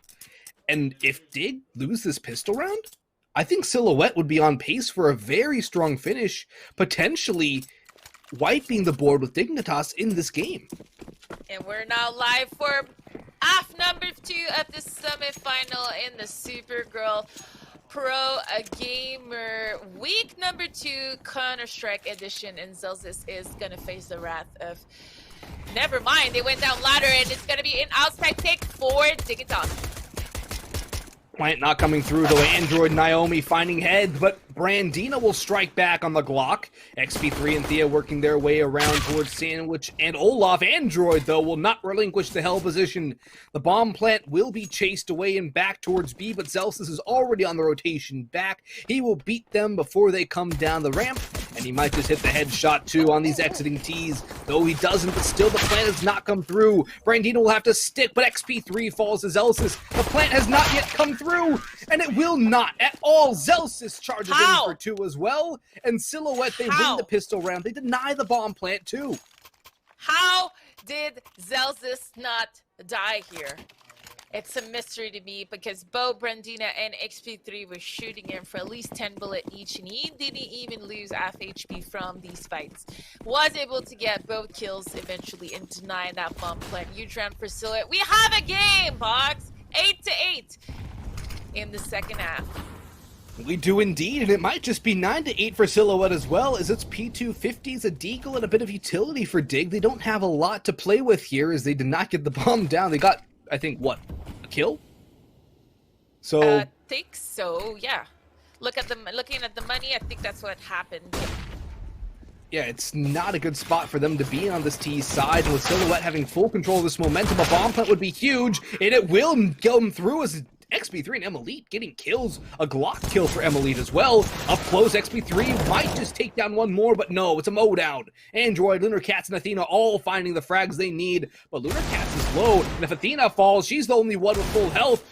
Brandina takes Android down to the red as well, and now 2 body shots will finish him off. A smoke might not be enough. There's no hit. No, it's on Lunar Cats. Holy, the shot from Brandina. Now the follow-up. It's a headshot, the overkill as well, as Dig win back on what was essentially an eco round. I have my hand on my mouth. What a round from Brandina. Also, what a mess up from Silhouette. There was a lot of issues in that round. First of all, probably Zelsis and Naomi's communication. When Dig was rushing in, they were not covering each other. The positioning was kind of off. And then after that, in that 1 versus 3, Brandina is not supposed to get away with this. Rough round for Silhouette.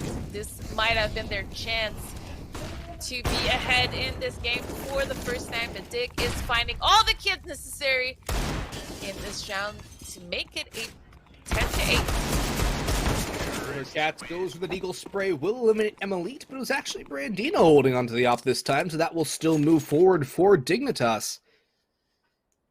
The money, though, it's broken again for Silhouette. Let me just say, ooh la la.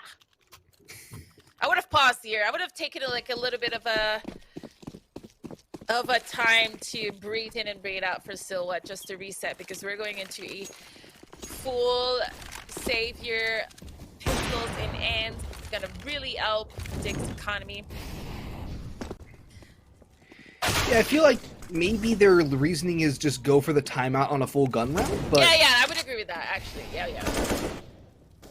they still, I think they do need to call a timeout entirely. So, but given the fact that they didn't call a timeout once on that 8-0 streak for Dignitas, I would be surprised if Dignitas would call, or rather Silhouette would call a timeout at any point in this game. Because the old sponge timeout thing is you call a timeout if you're down 6-0. And oh yeah. Silhouette made 5-0, no depending. reason. Yeah, it's one of the two, 5 or 6, and Silhouette just didn't make use of that tactical timeout.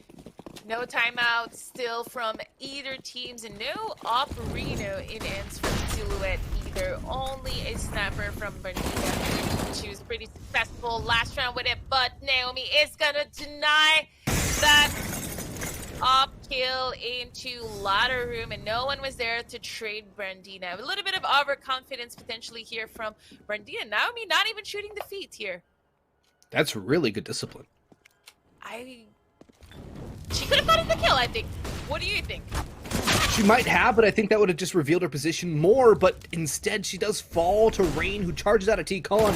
SK drop comes in to pop out, but Lunar Cats and Ebox spots out 2, takes down 2. Elite will trade, and what a shot from XP3! Android falls 2, it's all down to Zelsis. Elite is low, there's a Molotov here, but the bomb has not yet crossed the site. It is recovered by Elite. But another, actually it's a smoke to go in towards Z. We'll keep Zelsis at bay, but he might just spot, oh, the shot through the feet. That's the bomb spotted and stopped. A 1v1 here. We have XP3 versus Zelsis, and as you saw, XP3 kind of shot here in mid-air to pretend he kept that up Reno after the bomb plant, but Zelsis in the perfect positioning. I don't think XP3 was aware there was a huge gap in that smoke, which allowed Zelsis to walk out with full confidence. Kind of getting Zeus getting sprayed here, and Zelsis is making sure to show dominance as he's going to get to the fuse, which is going to be the first round for Silhouette since that catastrophic save round on 2B. It's a great recovery, too, because it was a really rough buy. They had basically no utility, only a couple kits. They had FAMASas on half of their team. So look at that timeline. Yeah. You just see a block and then another block. Yes. That's exactly what I was thinking about. And our first op onto Bernardina here for Silhouette, and she is gonna be using that towards green as it gets straight up in time in ladder room. That was a great drop coming in from Thea. She is low, and actually Brandina falls first. XP3 gets eliminated by Athena. But still, that health on Thea is going to be such a huge factor here for what Dig can do. She has a flashbang, now picks up a Molotov, and Athena will deal with her as well. Rain looking for more, but it's Athena with the 3K on the op. Naomi comes in for one more, and Silhouette strike back. That's 2 in a row now, and they are 1 round away from equaling the scoreline at 11-11. But the money for Dig is in a really weird spot again. They can buy on 3, but have a half on 2. It's going to be a Mac 10 for Thea. XP3, is there an AK down for him? Is he on a... Okay, it's an op. Yeah, it seems like these freeze time, European timing freeze time are extremely short, which is not something any players are used to. I'm, even as a caster here, is thinking it's going hella fast in between each round, not much time to reset, hence why pauses might even be more the reason to be used. And Silhouette almost with a clean round last time. As we're going to see the first encounter here onto Inner. Celsius winning its fight versus Tia in 1v1.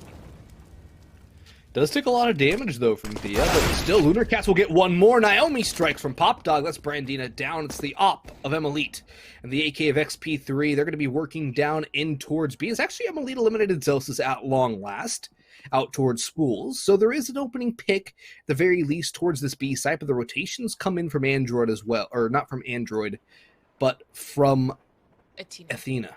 Mm-hmm. And, well, the op of Emelite's going to have to do a lot of work here.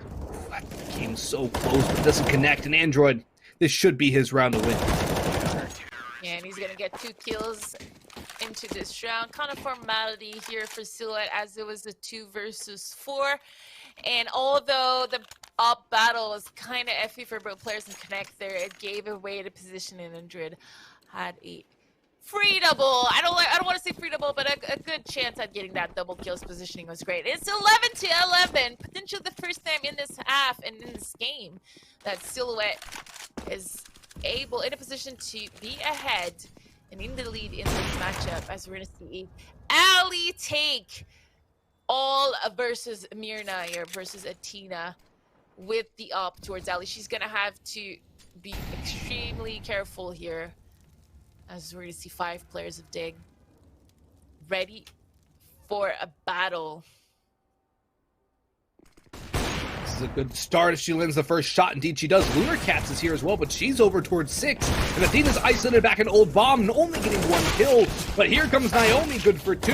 But no, it's XP3 to strike back. But Lunar Cats will finally push through the Ivy lane and take down the back 2. It's a great finish up from Silhouette. They will still save at least 1 op. They will save 1 op, it seems. Oh, but they do scary was lose the that second. round.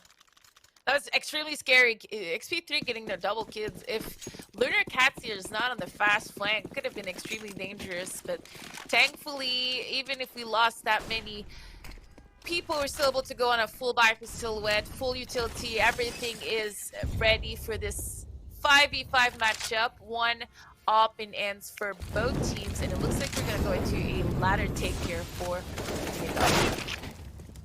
Ooh. That was risky from Android, and he pays for it dearly. A bit of an engagement out towards E-Box and T-Con, too. We'll see both Rain and Lunar Cats low on health, but that's not something that Silhouette can afford right now. They've already lost 1. Lunar Cats is a walking dead person at pretty much at this point. And, well, for Silhouette, this is their chance to start to stabilize a lead. But they're already down in the player count, and XP3 is in a prime spot to lurk out towards A. I don't know if he knows there's anyone in hell, but Lunar Cart's aim was a little bit too high, so she's not able to capitalize on her position to get the kill, and XP3 just continues his hunt towards Ali, and he is able to connect, leaving Celsius in a 1 versus 4. After getting the kill on Tia, he's gonna go down to Emily. 12-12. This game is not over, ladies and gentlemen. We are in it for the long run. Indeed we are, and at this point, I would not be surprised to see some overtime come through. You called it. I did. I mean, I thought it would be close, but I didn't think it would be close in this fashion. Didn't think we'd see a first half that went 8 and then 7, and the second half be very back and forth. Very interesting game indeed. Lots of, I want to say, not a lot of mid rounds, like I mentioned, the first game as well. It's been very intense. The trades are coming very intensely in Celsius here. I think we're in position to gather at least some intel to support us. Is Naomi's directly into the ladder, isn't she? Yeah, I think she was in her own smoke after that double molly. She was able to remain there without losing much HP. As Android gets the second kill too. Huge round here for Silhouette.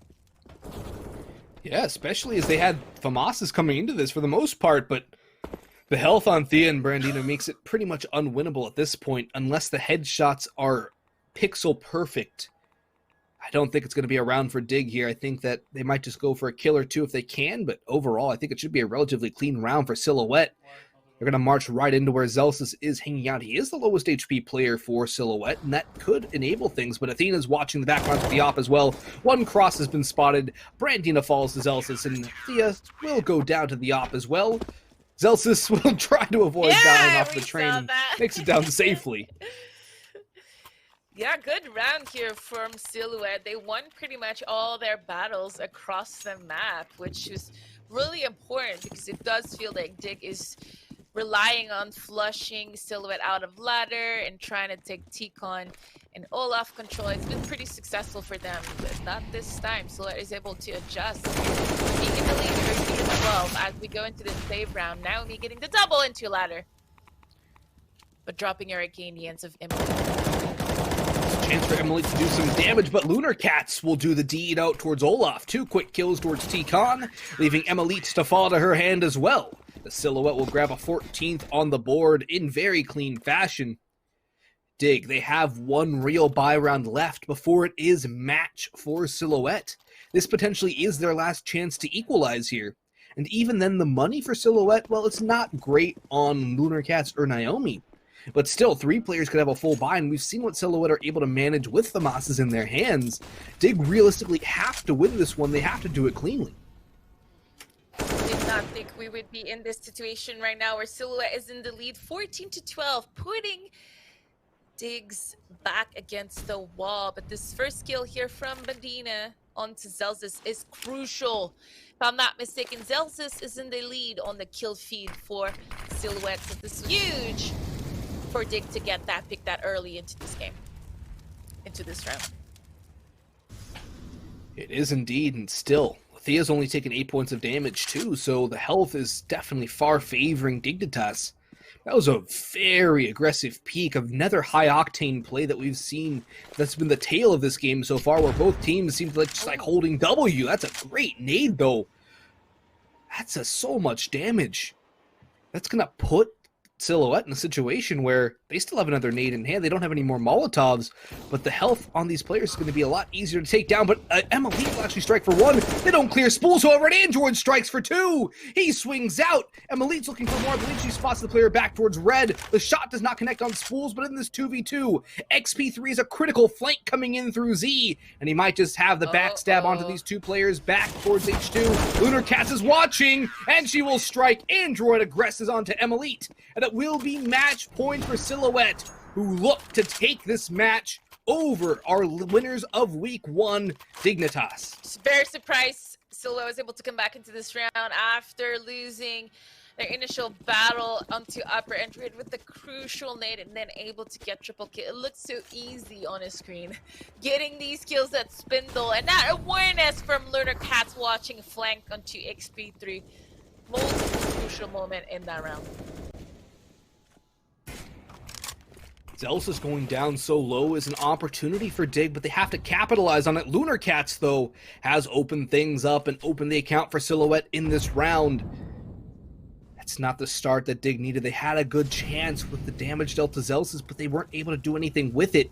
And now they're all spread out. 1 in Whitehall's, 1 on T-Ramp, and then 2 back towards the office. I'm not so sure where Dig want to go, and it seems that their mid-rounds, when they have had these opportunities to go for the mid-round, haven't exactly been the most successful here. Out towards Olaf, it's going to be XP3 and Rain, and now just XP3 as he falls... Rain falls early. XP3 is still alive somehow, but he eventually gets dealt with by Android, who takes down Brandina as well, and Emilite will be the next one to walk into the firing line as Android with the hat trick to finish out the map, and it is the upset here. It's Silhouette to take the map. The upset. Who would have thought? We were both wrong. We went 2 casters for 0 for Dignitas because of last week's strong performance. But today, unfortunately for Dig, they had a great start. They were ahead 8-0. If you tuned in at the beginning of this match, you probably thought this was going to be an easy win for Dig. But unfortunately for them, Silhouette was able to come back into that F and show a strong presence on their own CT side, which led to a final score of 16-13. Indeed it did, but that T-side comeback from Silhouette, that 7-round streak, I think was the catalyst that lit their fire and brought them back into that game. It looked over at 8-0, but Silhouette never gave up, they never faltered, and they pushed back and won this match. Absolutely. And I thought we were going to see another final with Dig, another week of Silhouette being disappointed. The rematch game actually happened, and it's now 1-1 Dig versus Silhouette. So hopefully we can get them on to week number 4, because week number 3, they're both going to be playing in the showdown, as we mentioned a little bit earlier. But before we go to break, I just want to mention our amazing support from our sponsor who are making this event possible, which is, I'm making sure to get my list so I don't forget these amazing names. We have Nissan, hopefully I pronounce it right with my French accent, US Air Force, Zenny, the glasses, you'll see a cool commercial coming up, US Marines, as well as GameStop. Thank you so much for supporting us. And Bugs, we'll be right back with the other semifinals with, I think it's Able Esports. I'm sure it's Able Esports versus Violent Roses. We'll be right back after this break. I never thought I'd feel this way. No, don't hold on to me. It's all worth it. Ladies, Chris. I hear that's really bad for you. What? No, this is about finding true love. No, I mean the screen. Oh, no, we're all good there. These Zenny lenses, they block the blue light. I mean, that's still really bad for you. This is amazing. Please go away. Chelsea. Oh, no, don't pick her. Oh. So I'm gonna hold on promoting you this quarter. Cool? Drop the taco. Get in the car. Does this Sentra feel like a compromise to you? Wait, what? The handling, it's good, right? No compromise there. Nope. Watch this. Breathe. Rear automatic braking. So if this Nissan Sentra isn't going to compromise, why should you? You're right. Atta girl. The all-new Nissan Sentra with more standard safety features than any other car in its class. No one knows where it comes from. Why some have it and some don't. It's the fighting spirit. It consumes fear and weakness. It stands ready to fight whatever shape the battle takes. Because as long as there are battles, there will always be Marines. You can trade all the games, accessories, consoles, and tech you don't use anymore to get cash or store credit at GameStop. Check out the Trade Center on the GameStop app, visit GameStop.com/trade, or talk to a guest advisor at your local GameStop store to see how much your trades are worth. For a long time, we had to prove ourselves. But we always knew what we were capable of. We knew when the time came, we would be ready for anything. Our numbers keep rising. And so do we.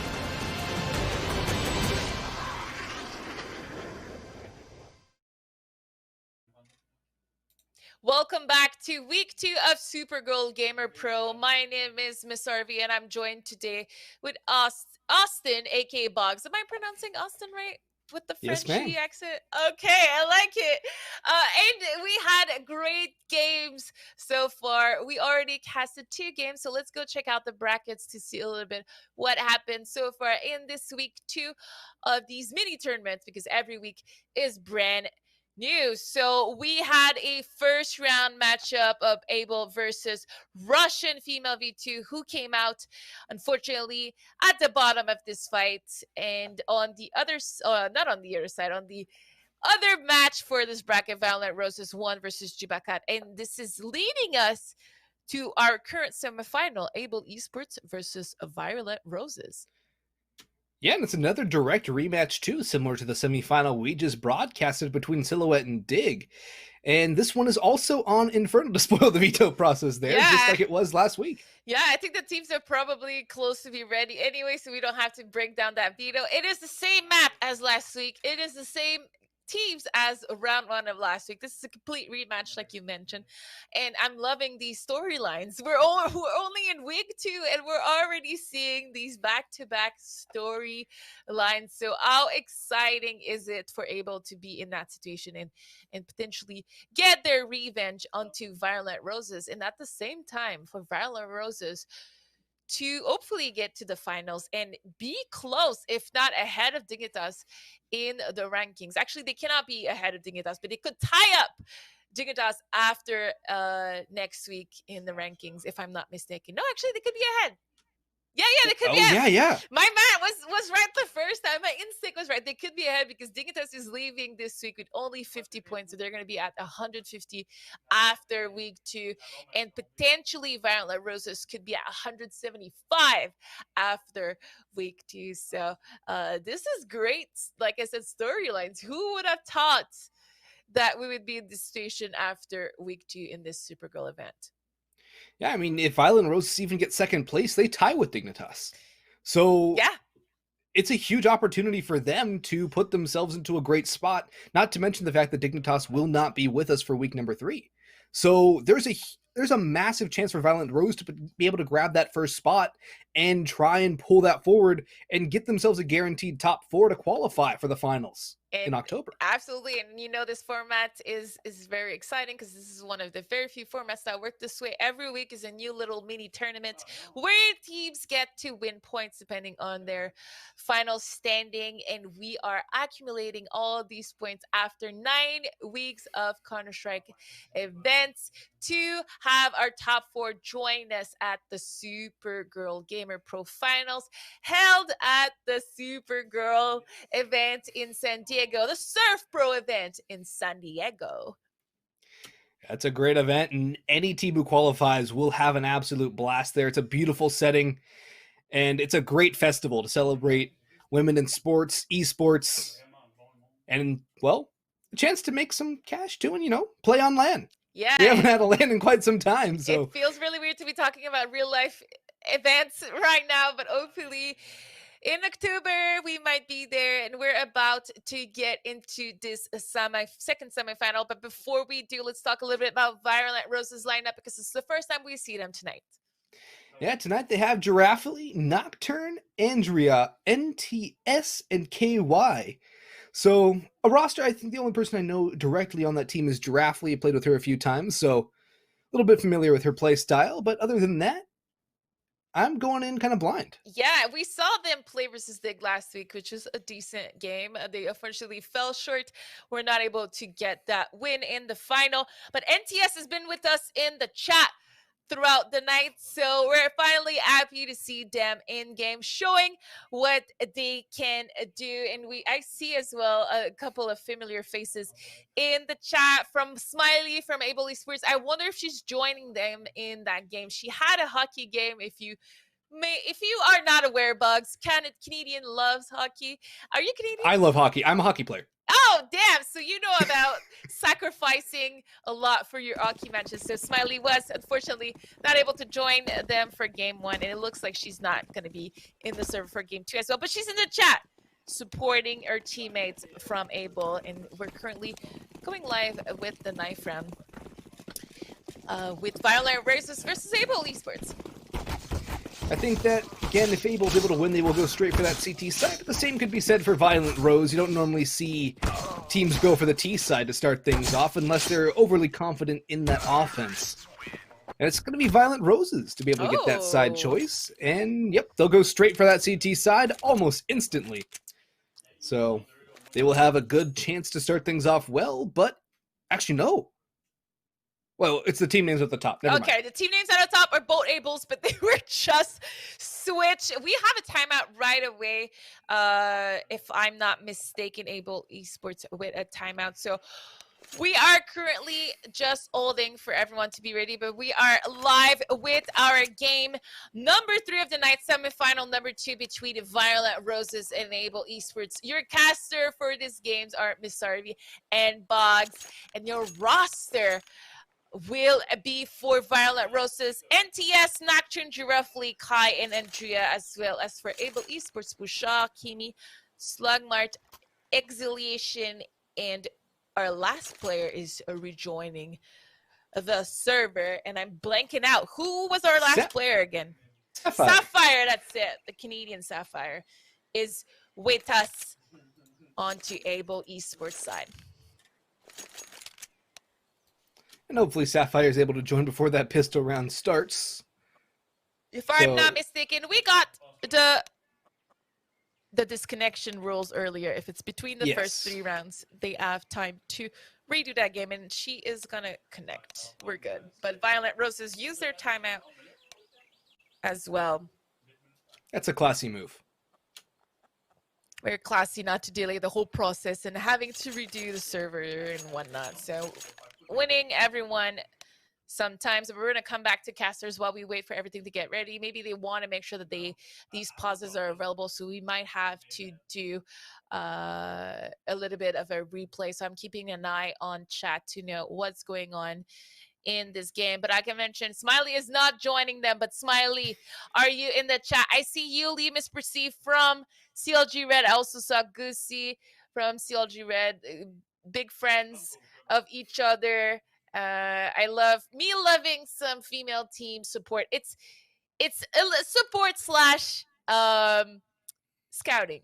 You know it is, right? It's important to know what your opponents are doing, but it's also important to be there to support your friends.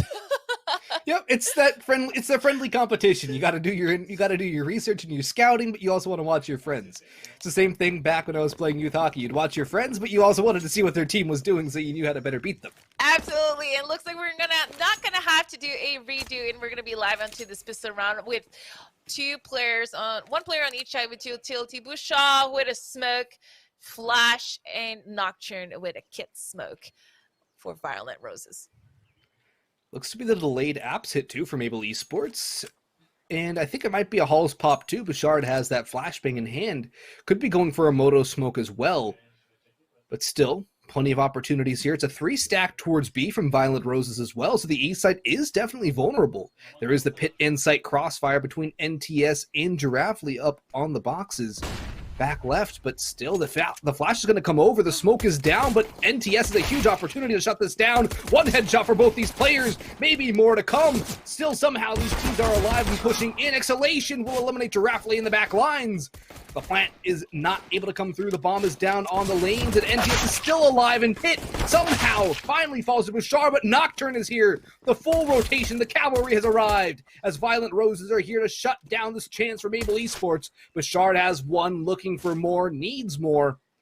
But I don't know, the bomb is down, and there's no over-aggression, no over-peaks from Violent Roses. They are playing this to perfection here, not giving Bouchard any entry point back into this round. Amazing round from Violent Roses. I'd be very surprised if Bouchard was able to get a kill, and she's going to fall down to Kai. This is my golf club. I don't know if you guys can hear. I don't want to break your ears, but what a round by NTS and Giraffely. That perfect crossfire, that perfect timing onto the reload and everything from these two. They want so much time for the rest of the team to rotate, not allowing Able to make it to the bomb site with a bomb plant here. What a pistol. What a pistol indeed. No bomb plant is such an important factor in the modern economy of CSGO, so that's going to go a long way to boosting Violent Rose's chances in this round, especially as they're up against all Glocks, and I don't think I've seen a 5 Glock round actually work in any game I've ever casted. Hopefully I didn't just cast or curse that entirely. That's a great flash to start things off. However, Nocturne is not deterred. Kai will still strike 2, make it a second kill down towards the pit. And a third on Grill. Bouchard the last alive. And it's going to be the 4K, the quad from Oranges, as Kai will have to use the USP. But it doesn't matter. 3 kills in the MP9 with 1 on the pistol. Violent Rose is a relatively clean round up to round number 2. That's the AK's up for Able.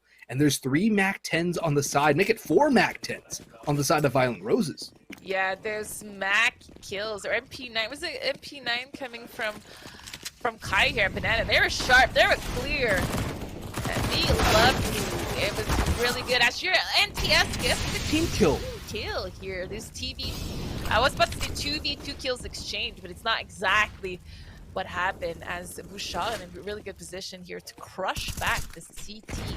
Behind. Gets the double. What? One through smoke, killing NTS and killing Nocturne exposed in front of her. It's gonna leave Kai in a 1 versus 3. What a turn of events. This went from a 3v3 to a 1v3 so fast. That double from Bouchard, absolutely impeccable, opens up the round for Able Esports, and it should be what gets them this round unless Kai has something special up their sleeve. The bomb plant comes in back left, and there is the crossfire. One on balcony, one in pit, and one on site, and Kai's going to walk right into the heart of it. Actually, no, the pit player is going to be mini and big pit now. No more balcony play. But still, this crossfire is absolutely perfect for anybody walking out of balcony. One on site or one in pit should be able to take the kill onto Kai. Surely, Kai doesn't get anything at all, and it will be the backstab from Kimmy on the site. The first round goes the way of Able. And for Able Esports, they should be able to grab themselves a second too, as Violent Roses do not have the economy to reinvest into this next round. Not a fan of going for these kind of rounds personally. As you can see, their money is really bad onto Violent Roses. I believe if Kai would have saved their M4, we could have gone for a full buy here.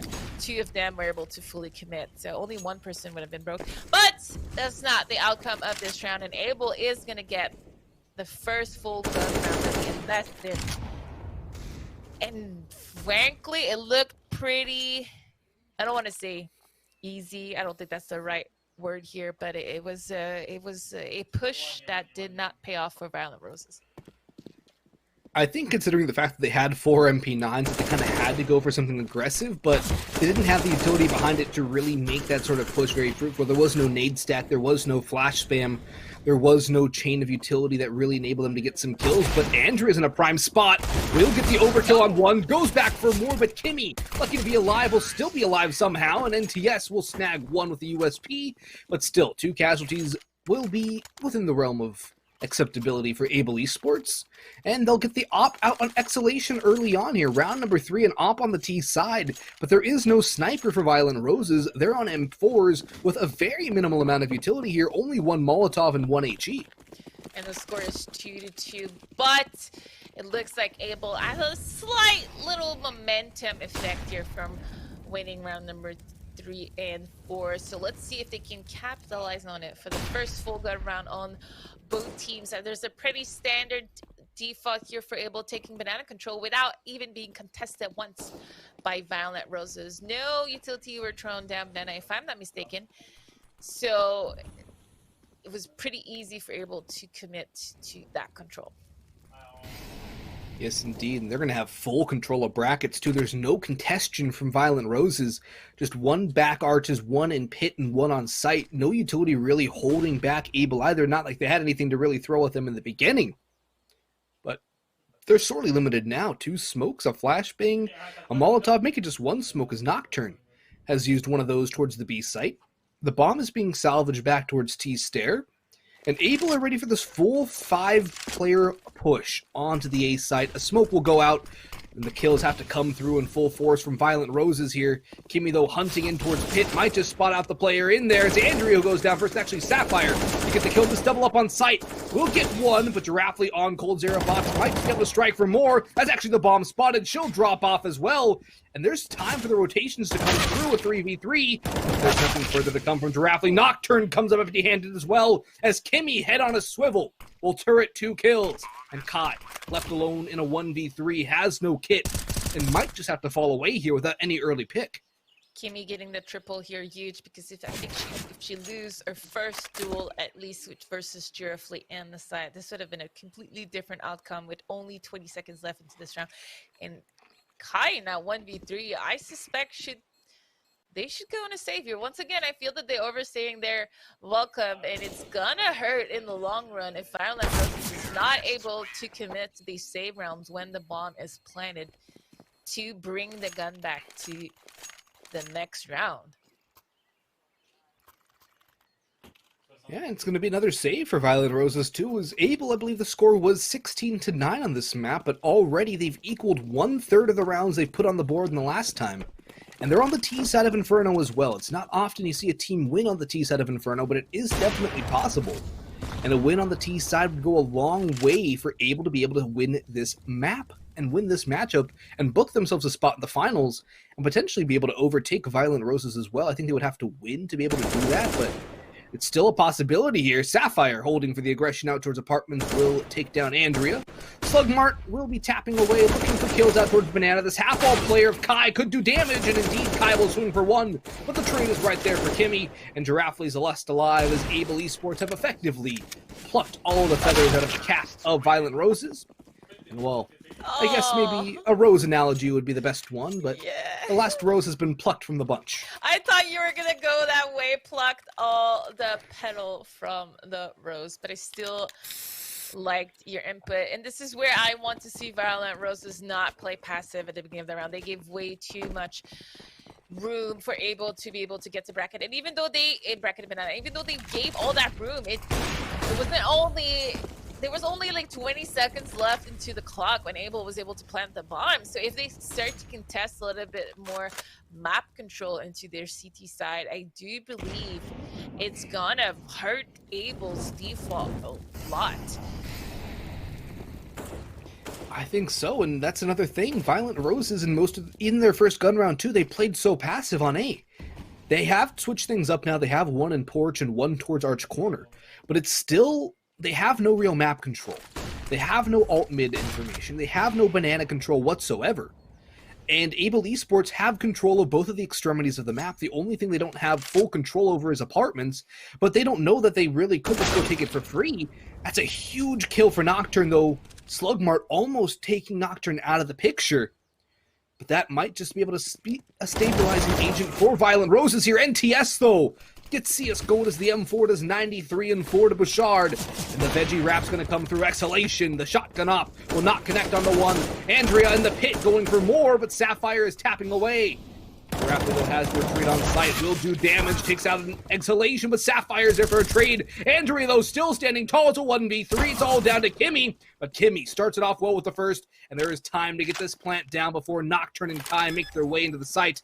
Nocturne's also on a glass cannon op, and there is a kit on site, but no utility for these two CTs.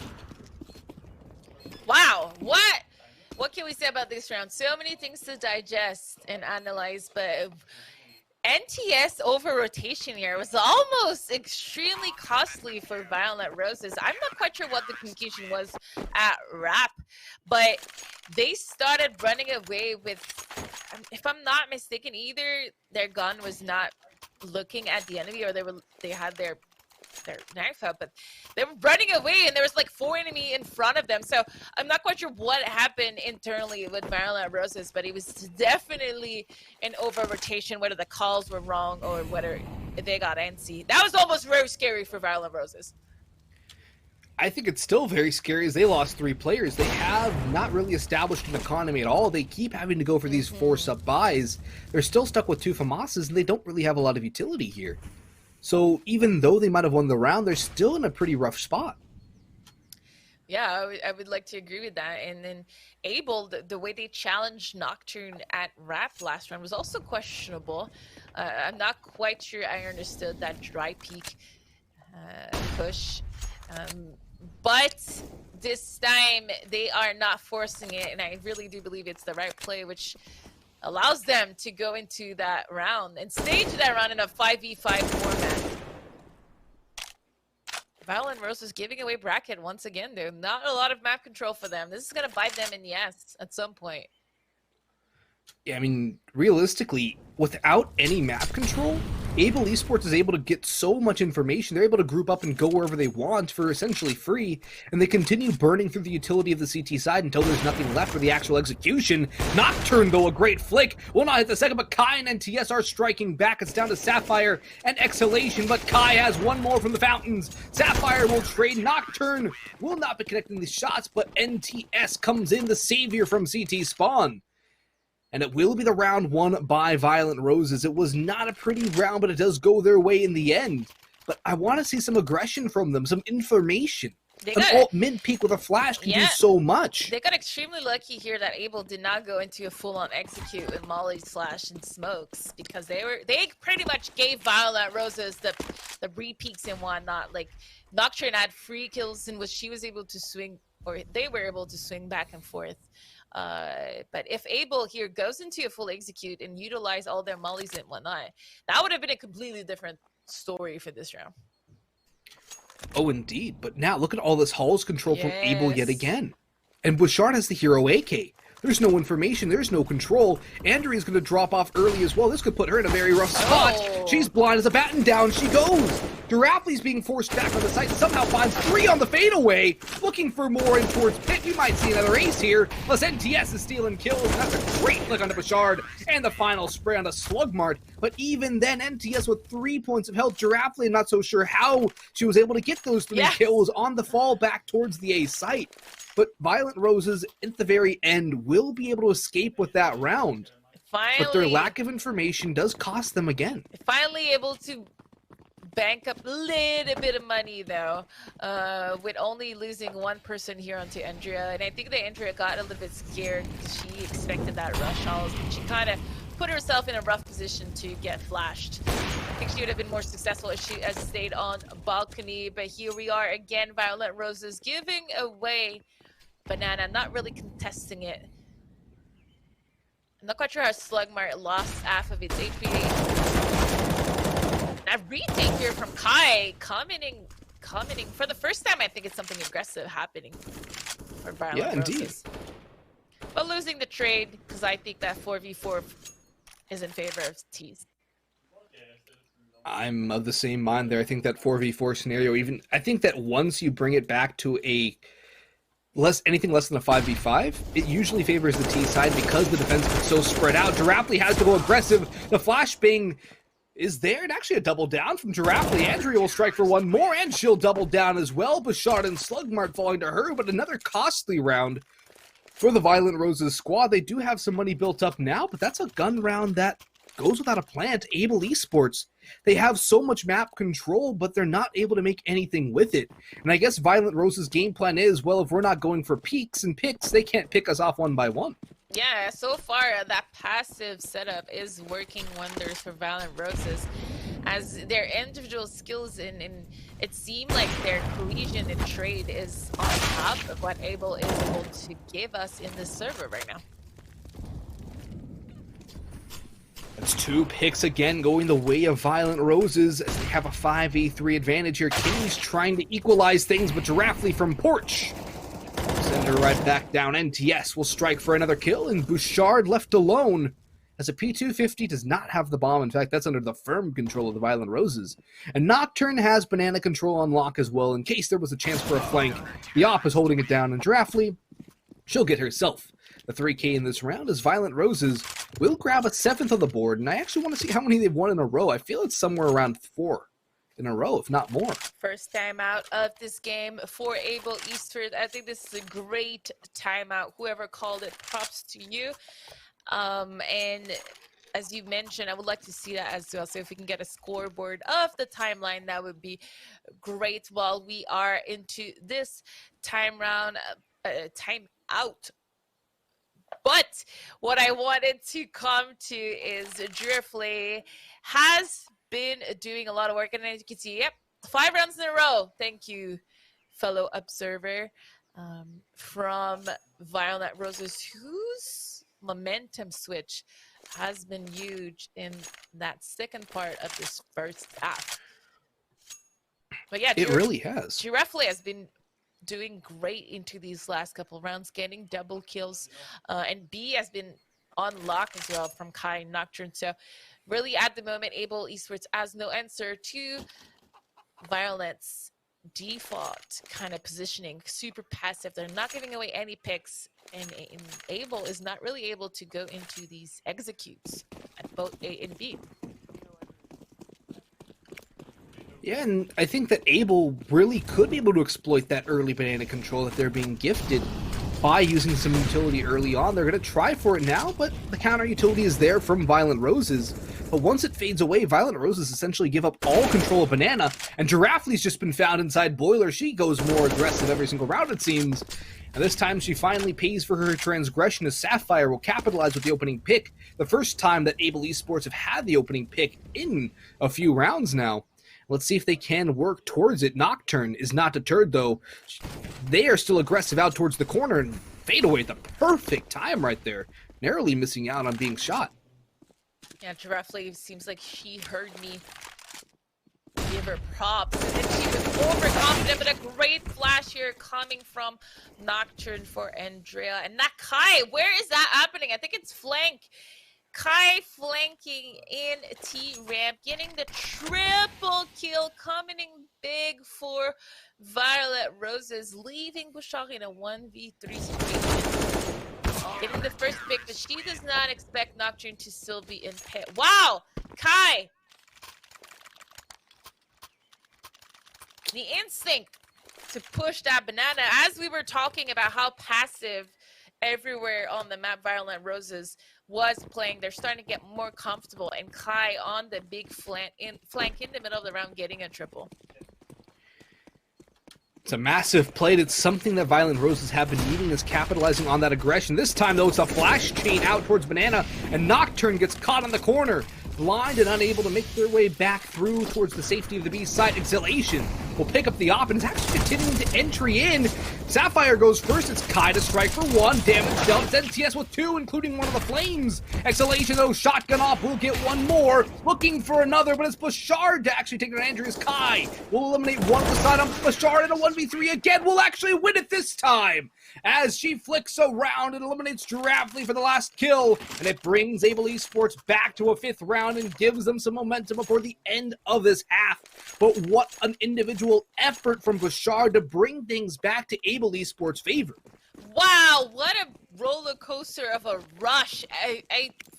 Every time in this round, I thought it was going for the T's. It went back to the CDs and back and forth. And Bouchard with that end multi-kills, winning the round for Able. Coming in big. I really thought it was a done deal for Violent Roses, but teams and players keep proving me wrong. That's just the caster life. Teams Caster and players love to just do the exact opposite. Yep.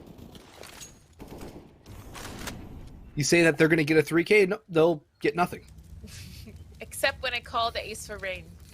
Yes. We're connected spiritually, and then she gives it to me. Bouchard, another opening pick, though this time continuing her tear, and Sapphire will capitalize into NTS, who's unable to find anything at all. Andrea stranded, marooned alone on the A site, stuck in mini pit. Sapphire will go first. She's the low HP player, but Slugmart is right there for the trade. Damage has been dealt, but it's a 2-player retake, and I think Violent Roses are making the right call here, instantly going for this save. It's not a very winnable round for them at all. They don't know that the damage has been dealt to Bouchard and Slugmart. That 25 and 35 HP is all unconfirmed damage. Finally, this is what I expected Violent Roses to do early in the AF. But this time it's happening a little bit later than I wish. But Violent Roses is going to give up this round to Able. And correct me if I'm wrong, last time we checked the timeline, we jinxed Violent Roses because Able won every single round after this pause. Indeed, they did. And, well, they'll lose Bouchard at the very least, although economy is not really a factor when you're up against round number 15. But still, Able Esports broke that streak off of the back of that timeout, and that's why timeouts are so useful. And it always pains me in the North American scene in general, where teams don't use their timeouts. I know! This is so frustrating. This is my pet peeves. You can see a whole half with no timeouts, and it's, for me, is unacceptable. It's the only thing you can control when you time out. Yeah. And no, go ahead. It's so critical to momentum swings too. I would love to see the stats on timeout round win one against in most matches, because I would like to think that usually they're extremely positive for the team that timed out. And as you mentioned, we're now in the round number 15. Lots of utilities still in the hands of CPs here, as Able is trying to make their way towards Banana. But this is exactly the kind of play I mentioned earlier. I'm not a fan of over peaking that Banana and giving away free kills for very little win for Able Esports. Yeah, it's a really high risk, low reward scenario. Exactly. And, well, actually, with Bouchard getting that second kill, it could not be that big of a factor here. It's a 3v3 now with Bouchard in the back lines in towards CT. Looks to me like they're going to rotate back to B, but Nocturne has the op. There's no Molotov to flush Nocturne out of the new box area either. And in fact, Nocturne has a molly to throw of their own to stall this push. Bouchard, though, can lock these rotations through, but Andrea finds it. That's the whole jig, and Nocturne with the first. It's all down to Sapphire in a 1v3 this time, but there's not a lot of time on the clock, and these two rotations in through CT are coming in fast and furious. The Molotov will grill her out of position, and Sapphire falls to Giraffely here. Violent Roses will capitalize on it. Bouchard's effort was not enough, and it will be the 9-6 half here. But still, 6 rounds on the T side should be more than enough for Able to be able to pitch themselves a fine comeback. Yeah, Bouchard's going to bite herself after she watches back that replay, because she had the perfect opportunity to win there, and she just had to be in a slightly better position to cut the rotate off and allow her teammates to fight Nocturne at 2v1, but unfortunately she will not be successful, and we're going to be starting half number 2 with a full-on rush B from Violent Rosen, facing a solo Exiliation in the site, utilizing her stuff here, Smolly and Flash, to try to win some time for the rotate. But we're going to see a free bomb site and a free kill here from Andrea. I think Exiliation kind of overstating her welcome at that black hole. Yeah, indeed. I don't think Exhalation was expecting the push of the Molotov, but it still came through. Sapphire, though, is bringing it back. It's all down to Giraffely in dark. Has to peek out for one. Bouchard will fall, though. That's the kit down on sight, but Sapphire is so low on health. 2 body shots will finish the job, but it doesn't matter if Sapphire is going to hit the head. The bit of bad manners spray comes in at the end as well. The defuse comes in. But the thing is, Able Esports might have been able to win the round, but that's just the battle. The real war is yet to come. It's going to be the full force buy round from Violent Roses here. They can get Galils on every single player.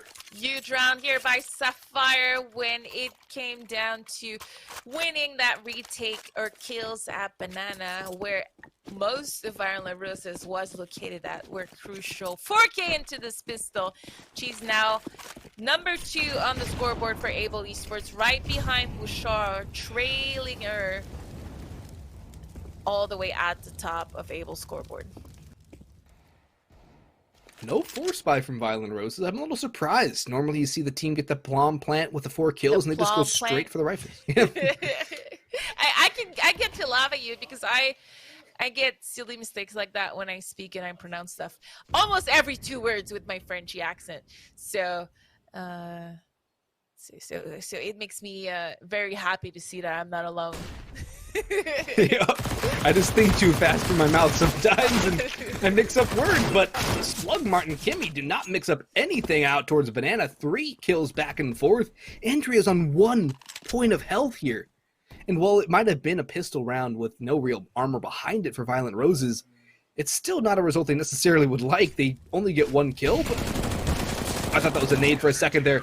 That was a nade that takes out the player on the box. That's Slugmart, but Bouchard gonna mop things up from CT spawn, and Able Esports draw to within 1 round. But here's gonna be the AKs, the utility for Violent Roses. And Able's buy, it's not the strongest. It's not the strongest. 2 Fannies, 2 SMGs, only 1 M4 in the ends of Sapphire. Let's see what they're going to decide to do with it. It looks like they're going to go into a push Banana and team in an aggression coming from Able. And if Violent Roses was ready for it, they gave it with completely T-Con here and are fighting for the retake. And no one is there to support Bouchard. I'm not quite sure what happened here. She was left alone by her team, and Kai's able to kill her in the butt towards the side, I mean. And now it's just an easy cleanup for Violent Roses. They have only 1 player left to deal with. That is Sapphire. That's a fine frag onto Andrea, but still, she's stuck without any information of where she needs to go, surrounded on all sides by potential enemies. The double Molotov should clue her into the fact that they are mostly towards the A site, and she will take that engagement. She's still going to get harassed on her way back down the ramp and towards T-spawn. That nade might do some damage. In fact, it does a grand total of 3. But Nocturne will follow the trajectory and spray on down. Violent Roses win their gun round, but actually, I'm wondering what Able are going to do here. only Kimmy doesn't have money. They're going to go straight for this buy. I feel like a timeout would be useful here to figure out really if you want to go for this round. No kits. Kimmy on a dig, but they're risking it all here. Yeah, Able Esport, I thought I had the right play with the push, but unfortunately the execute is a little bit messy, especially after no one was there to be found. And CTs were not able to play together and have great teamwork here. And I think NTS is expecting a save round because they took that banana pretty fast, pretty deep. Not quite without utility. Yeah, not quite sure they expect Able here to be on a full buy. Ooh, risking it all with that really random push. While Kimmy gets the double and Slugmark completes. Wow, that is an unexpected turn of event, and this is now a 3 versus 2. Andrea and Nocturne rushing towards A. They probably know A is weak. Only one player from Able in the site. This is all coming down in the end of Sapphire to at least get one kill, and she's going to be able to connect with the first, but Nocturne is going to trade, plant the bomb. Oh, fake it here. Trying to go for a 1 versus 1 before planting. And we're going to see a retake here from Able Esports. That native did more damage. It would be so critical here, but Nocturne might be able to isolate these duels, but no, they push together. Even if Slugmart fell, the trade was there from Kimmy. It will be a round secured from Able. They did risk a lot in that round, but it was worth it in the end. I thought that aggression out A-Halls might have just been the thing that ended it, but that double from Kimmy. Yeah, I was not a fan of the aggression also at the same time as the aggression banana, but one of them came out on top. Kimmy with the double. I'm not sure if she did a collab or she shot twice, but she got I think it was because there was the wallbang icon. Really fast. Oh, wow. Okay. That's amazing. In order to see our second time out of this game as Violent Roses is in dire need of one after losing that round to Able. And if we look at the ADR, it's pretty even across the map, except for Exaliation, who's running a little bit behind here for Able. But the rest of all 9 players are pretty even across the board. And we have an almost even score as well with a 10-9 here in the server. So it's consistent from the scoreboard to the actual score in the game. And on ESEA, usually when you watch these matches, the utility damage is usually broken and efficiency as well onto F number 2. So I'm hesitant to say that this is correct here. But a lot of damage from NTSCS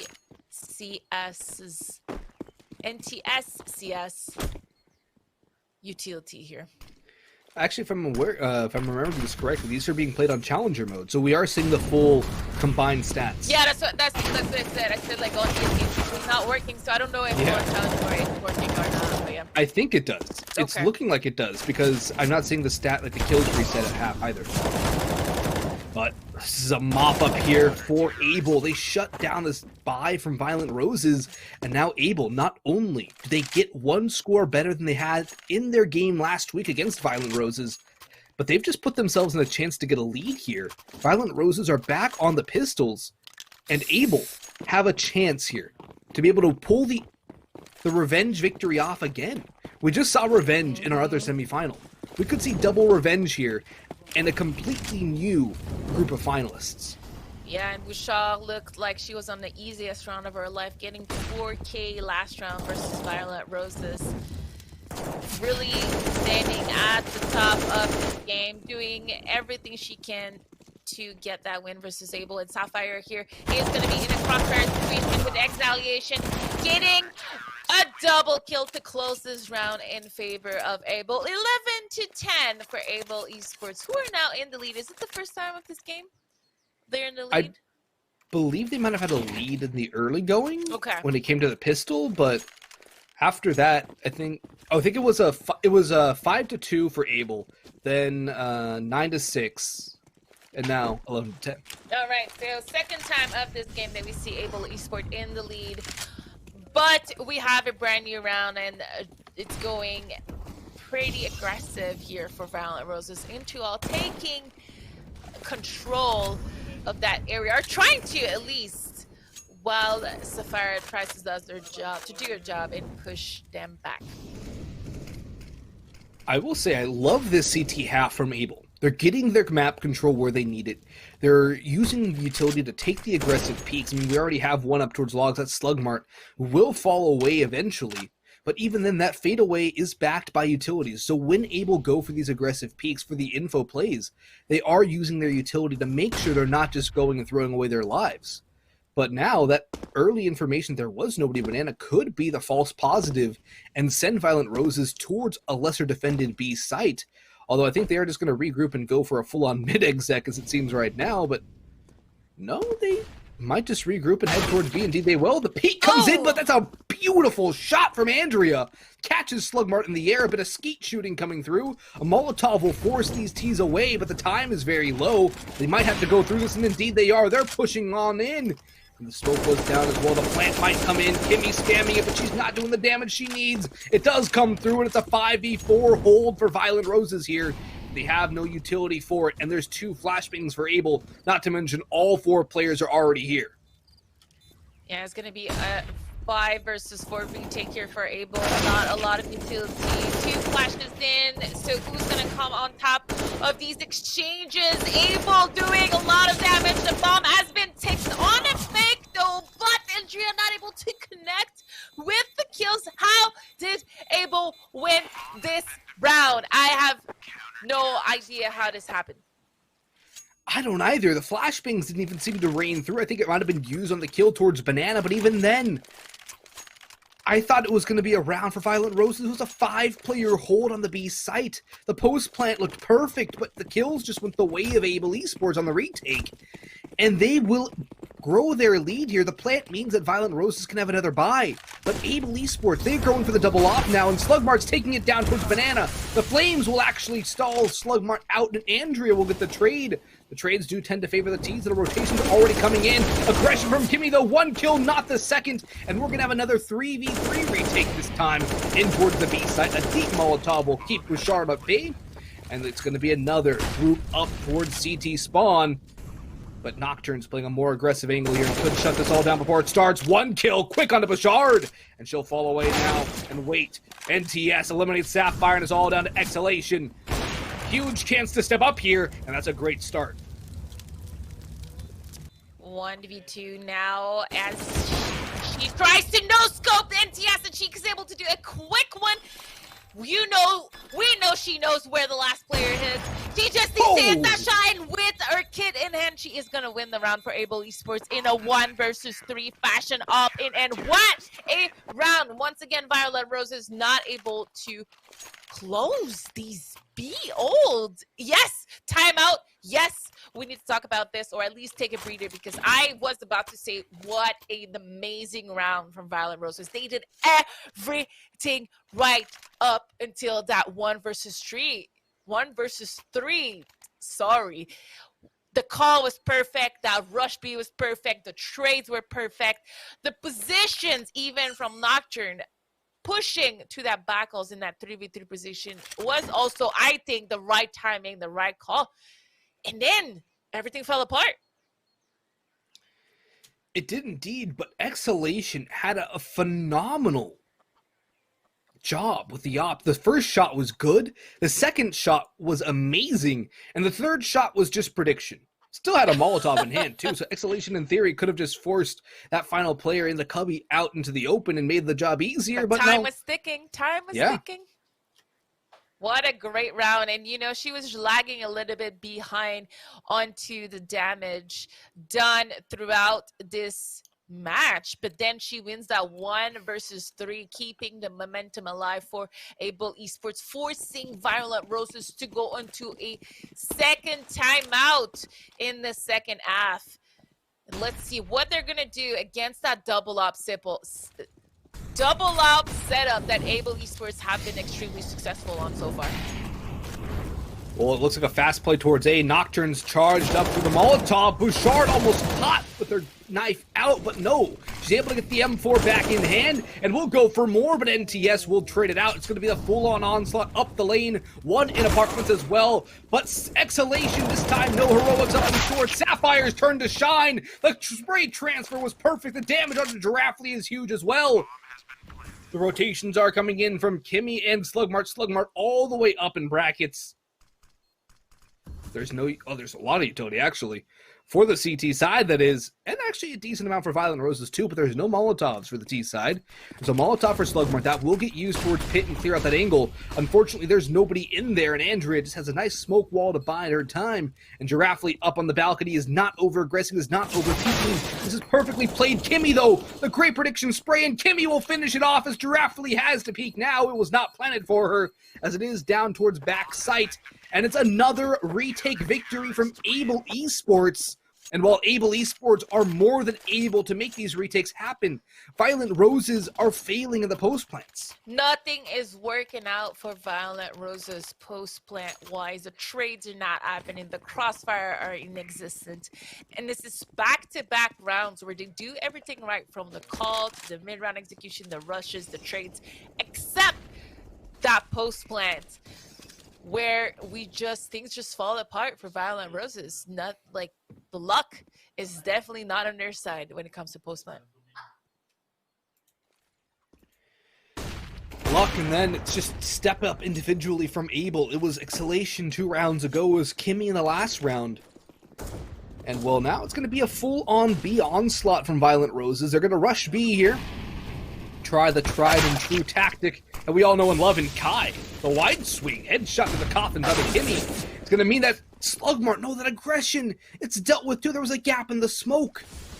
That would have been a huge chance, but Andrea will answer back, holding the flank, and this should be the first round in quite some time that Violent Roses are able to put back up on the board. In fact, I think it's the first since the pistol round, actually. And it's going to be the save from Bashard and Sapphire. It has to. Observer, I summoned the tab here so we can see the timeline to confirm what was just said by Bugs. But I would have gone for the save at that 3 versus 5. Unfortunately, one of the Able Esports player was also going down, because look at the money here. They're not doing that great. They're winning back-to-back rounds, but we are not seeing a bank return. No investment has been done much on Able. In here, we're going to see another full buy, but if we lose that round, we're going to have to go on a save here. Even though we're so close to the finish line to win this match, this rematch versus Violent Roses, it is not over. They can still come back into this game, and this was another great execute from them, where this one time they were able to get the post plant done and secure the win. It's a great boost in Boiler, but it only leads to one. Bouchard gets traded out by NTS. Sapphire has to fall away and watch her apartment's balcony on the exit as well. But still, 4v4 continues to favor the T side here, as the splash bang will actually lead to a trade again. But it's not a trade in the favor of Able.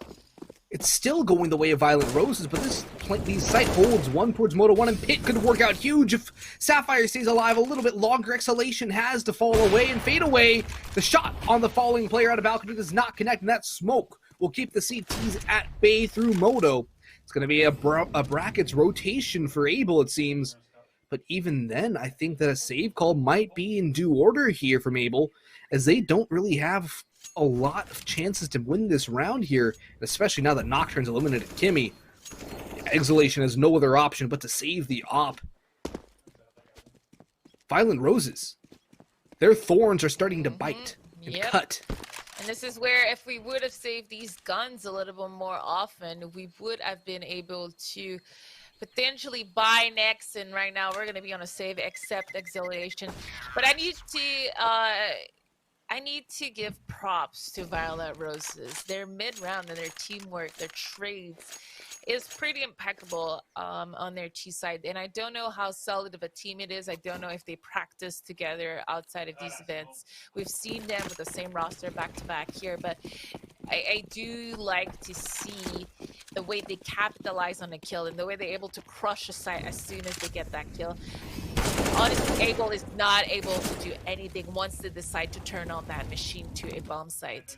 It's really in their post plan that they're losing these rounds, and comes with experience, communication, and Endra here getting the double. I would love to see if it was a collab, because that was pretty impressive. Those shots were clean. And the op is dropped. Was the op banana? Did Exhalation go for a pick early? Is that what happened? And then a stack at A? I'm not sure. Exhalation could have gone for that play out. No, it was the USP, so I think Exhalation had to be towards banana. Because that was USPs that Andre killed out towards top middle. And those are just two crisp headshots. So yeah, it's too bad for Able. They were not able to recycle that up because it was lost so far. Then yeah, and now they're not able to save it into next round. If you look at the money, they won't be able to afford an op. So that could be a crucial mistake here for Able. Yeah, because they're on. This is going to be third round loss. That's 2,400 in the bank. Yeah, it's gonna be tight. Someone could invest on an op. They can't. They can't even go glass cannon. Nope. Well, actually, no. Kimmy can with that kill. She can now, but she's gonna be glass cannon, and I would be surprised, especially as an anchor towards B. Looks like she's gonna invest into utilities, which is probably the right place. So Able with no op coming into this round. Number 28. We are close to another overtime game. And I say another as if we went into overtime with Dig and Silhouette, but they were close games as well. Dude, that's what you love to see too. You love to see this level of competition come down to the wire. And you love to see these teams adapting and being able to make these comebacks happen and not allowing the other teams to just steamroll over them with that momentum behind. But Violent Roses, their mid-round has to be impeccable again, or else they put Able Esports on another eco with a chance to grab 15, which could mean match point for Violent Roses before they face another gun round. Ooh. They still have to win this round first. What a scary station to be in. We know what's going on. We know there's 4 players behind that pallet. But Kimmy in a station where she could get 0 kills, and this is unfortunately what happens as NTS gets the double, and this is gonna be another steamroll situation into the long side, and then here to cut the rotates, getting 1 kill. And I don't think we're gonna go for this round here, as Violent Roses able to tie this game. It's 14-14. It's a brand new game. Oh, it is indeed, and I'm honestly surprised Sapphire went back for that refrag too. That could have been so dangerous if she fell to Andrea. That could have basically just ended any chance of survival here. But now it's going to be max loss for the Able Esports side. Well, I guess they have to win. They have to lose one more, so we'll be on 2,900 in the bank. It's not going to be enough for a buy, and I don't even think Bashard and Sapphire will drop anything over. It's the worst case scenario here for Able Esports. They have 2 guns coming in the next round, but they are not in a position to invest a lot of money into next round. We might see some mags and some alls control. That's what I would do. I would go for the buy here. Don't want to play for a tie? I'm never a tie player. I'm not a fan of playing for that tie. I'd rather go for these buys. But then again, who knows? This is really just a preference, and in my career, it's been more successful to aim for the win. But Able is going for the tie. Who knows? Maybe investing really poorly or not a lot in this round will pay off. Hopefully Sapphire and Shark can get some entry frags there. It was so close for Sapphire to get that kill through the smoke. She had no idea. She just shot the hair literally next to the face of one of the Violent Roses player. And we're gonna see our first kill in this round on a Nocturne, killing Exhalation towards Boiler. It's a great start for Violent Roses to try and put a stranglehold on this game, although Able will be able to have another buy in this next round. They will be able to double op too. But it just seems that Violent Roses have found their streak. They found their momentum and their form in the later portions of this half on their T side. It took them a little bit to solve the puzzle of the defense, but now they've unlocked it. Molotov towards the box is perfect. Forces Slugmart in, but they're not going to clear second oranges. Kimmy has a chance for 2, but Kai is blind, but it does not matter. The kill comes in. It is going to be with Shard and Sapphire again, this time in a 2v4. And Nocturne will not relinquish the angle towards New Box. Bouchard falls, and Sapphire at this point might just be playing for exits here in towards Church. Wow, Kimi almost turned this round around with that double kill.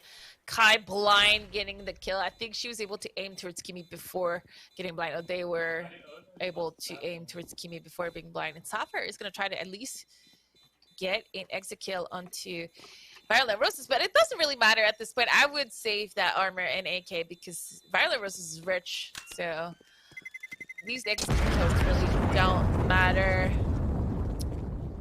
And we are back against the wall, round number 30 out of 30 in the second semifinals of week number 2 Supergirl Gamer Pro CSGO event. Friday night event. Excited to be here with my new friend Boggs as we work on our chemistry. I'm having a blast, though. I don't know about you, but we've had 2 back-to-back games that have been down to the wire and absolute nail-biters. And we've seen some great individual plays throughout the whole thing, so this has been a fantastic first cast. Fantastic game, as well as Kimi is able to get a kill onto... Not a kill, I'm sorry, an op in her ends, facing the Nocturne Opper on Violet Roses. This 5v5 still happening. Both teams don't want to be the first team to make the mistake into this crucial round. As we see a little bit of a fake here towards B. Lots of utilities being used here by Abel, but no one is going to be there to force entry that bomb site. It's really just slightly some friends as Sapphire I thought was gonna get the double kills are being exchanged, and bomb is gonna get planted onto this A bomb site. Let's see if they can hold that bomb site once and for all to win this match. Andrea's in the pit. Nocturne is in apartments with the ops. That's actually a really good position considering the bomb is planted straight for that apartment's angle. Exhalation and Kimmy, they're having to work their way on through, but they only have a flash for utility here. Granted, there's nothing left besides that one flash that was already used for Violet Roses. It's all going to come down to the gun duels now. The crossfire backside and pit is here, and it's Nocturne and Andrea, the pit player and the backside or the apartments player, to get those 2 kills. And it is going to be the 16-14 win for Violet Roses. They will not relinquish their charge against Able Esports, and they will not let revenge get the better of them. We almost had a back-to-back revenge win from Silhouette and Able, but this time Able falling short in their, I want to say, storyline to give us a great Cinderella story for this week number 2, leaving Violet to head towards the final against Silhouette. So we say goodbye to Able, but what a amazing performance from both teams. Able doing so much work compared to last week. Really impressed with their improvements. But unfortunately, too little too late as Violet is able to do the comeback. I think at some point it was 14-11, right, Bugs? I believe it was 14-11, yeah. Yeah. I think that was the comeback. Very crucial. Lots of things to watch back for Able. Lots of things to learn into this game to be able to close it next time. But we are going to go ahead and leave you to a short commercial break as we get ready for the final between Silhouette and Violet Roses.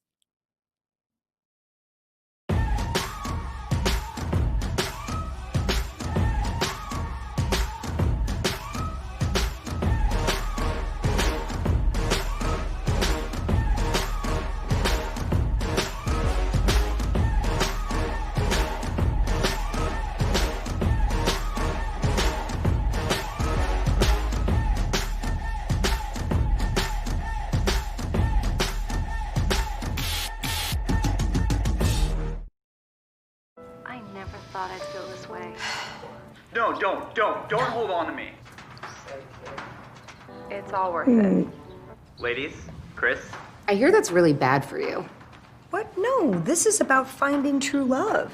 No, I mean the screen. Oh, no, we're all good there. These Zenny lenses, they block the blue light. I mean, that's still really bad for you.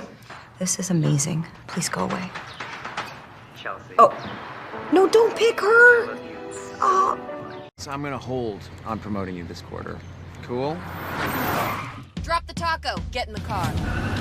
Does this Sentra feel like a compromise to you? Wait, what? The handling, it's good, right? No compromise there. Nope. Watch this. Breathe, breathe, breathe. Rear automatic braking.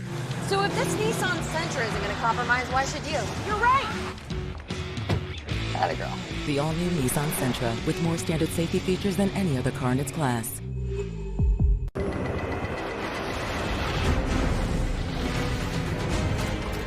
It's not just the ships, the armor, or the aircraft. It's something more. It's the will to fight and determination to win, found inside each and every Marine that answers a nation's call. Battles won.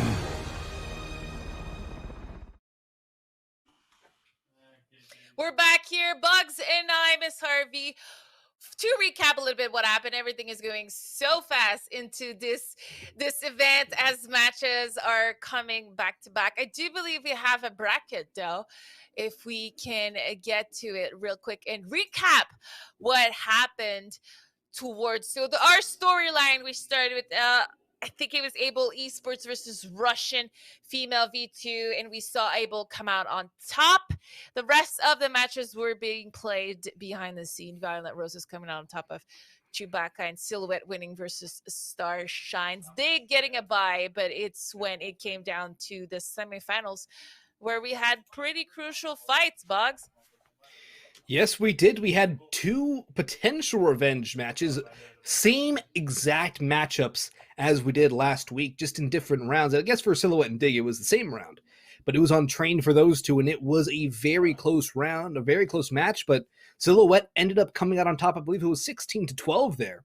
And then we just finished an absolute barn burner of a series between Able Esports and Violent Roses, where Violent Roses won 6 rounds straight from down 14-10 to take that one and not let the revenge dish get served just yet for Able. As Violent Roses booked themselves their second finals in as many weeks. I'm a fan of all your little analogy, real life stuff. And Able, we say goodbye to Able, but they are not leaving empty-handed as they win 50 points this week by finishing in the top 4. Last week, they got 25 points. So it will bring them to 75 points after week number 2. The good news here for Violent Roses is that they secure another 75 points. We were talking about how Silhouette could make it. Oh no, we were talking about how Violent Roses earlier, if they made it to this semifinal, would tie up Dig no matter what happened in this final, I believe. So if I'm doing my math correctly here, am I doing my math correctly? Yes, you are. You're not doing it twice. You're not doing a 3100 minus 2900 equals 250. Yeah. Okay. Well, right. So Violent Roses just tied Dig in the final score of after week 2 in points. So they have secured 150 total. Today, 75 minimum for whoever finishes second between Silhouette and Violent Roses. But the goal is to aim for 100. And we already have our veto being done in the final map of tonight, because this final is a BO1 is going to be on Mirage. First time of the day on Mirage. Indeed it is, and that's a very, very puggy map, so I'm actually kind of surprised to see Violent Roses let that through. I believe Violent Roses is a team that plays in either Open or IM. Oh, I love that. I know they do. I know at least some of their players were a core last season, if I'm remembering things correctly. Okay, so it shows in their gameplay, especially shows in their T side. Their chemistry is very, very pushing forward whenever they get a kill. They have the right instinct as a team, and I'm loving and enjoying seeing them into these matchups. Not gonna lie, it's only week 2, and it's been a great so far. And before we jump into the server and talk about this matchup, the Violent Rose versus Silhouette matchup, I really want to take a minute to thank Thanks, everyone, especially our sponsor, because sometimes when the match ends really quick, you guys leave without hearing about our amazing support. So I want to make sure to mention a little bit of quick notes about everyone. We have Nissan. I love saying Nissan. How do you pronounce Nissan? Nissan. Nissan. Okay, so I need to pronounce that N and not do it the French way. We also have U.S. Air Force as well as the U.S. Marines. So we're extremely happy to have them join our cast. Zenny, are you a fan? You wear glasses. I do, yes. I see. Have you ever bought your glasses online? I actually haven't. I usually go in person, but I heard that Zenny has over 3,000 frames available. Oh, yes. And I've bought frames online before. And quite frankly, it is much easier than you think. So give it a shot. At least go check out Zenny website if you want to buy some glasses as well as, GameStop. Do you have another cool fact about our last sponsor, GameStop? Well, I don't necessarily have a cool fact about GameStop aside from the fact that that's usually where I get all my console games because I like having a disc. I'm one of those weird people who doesn't like to digitally download. Look, I like discs. I'm gonna take this.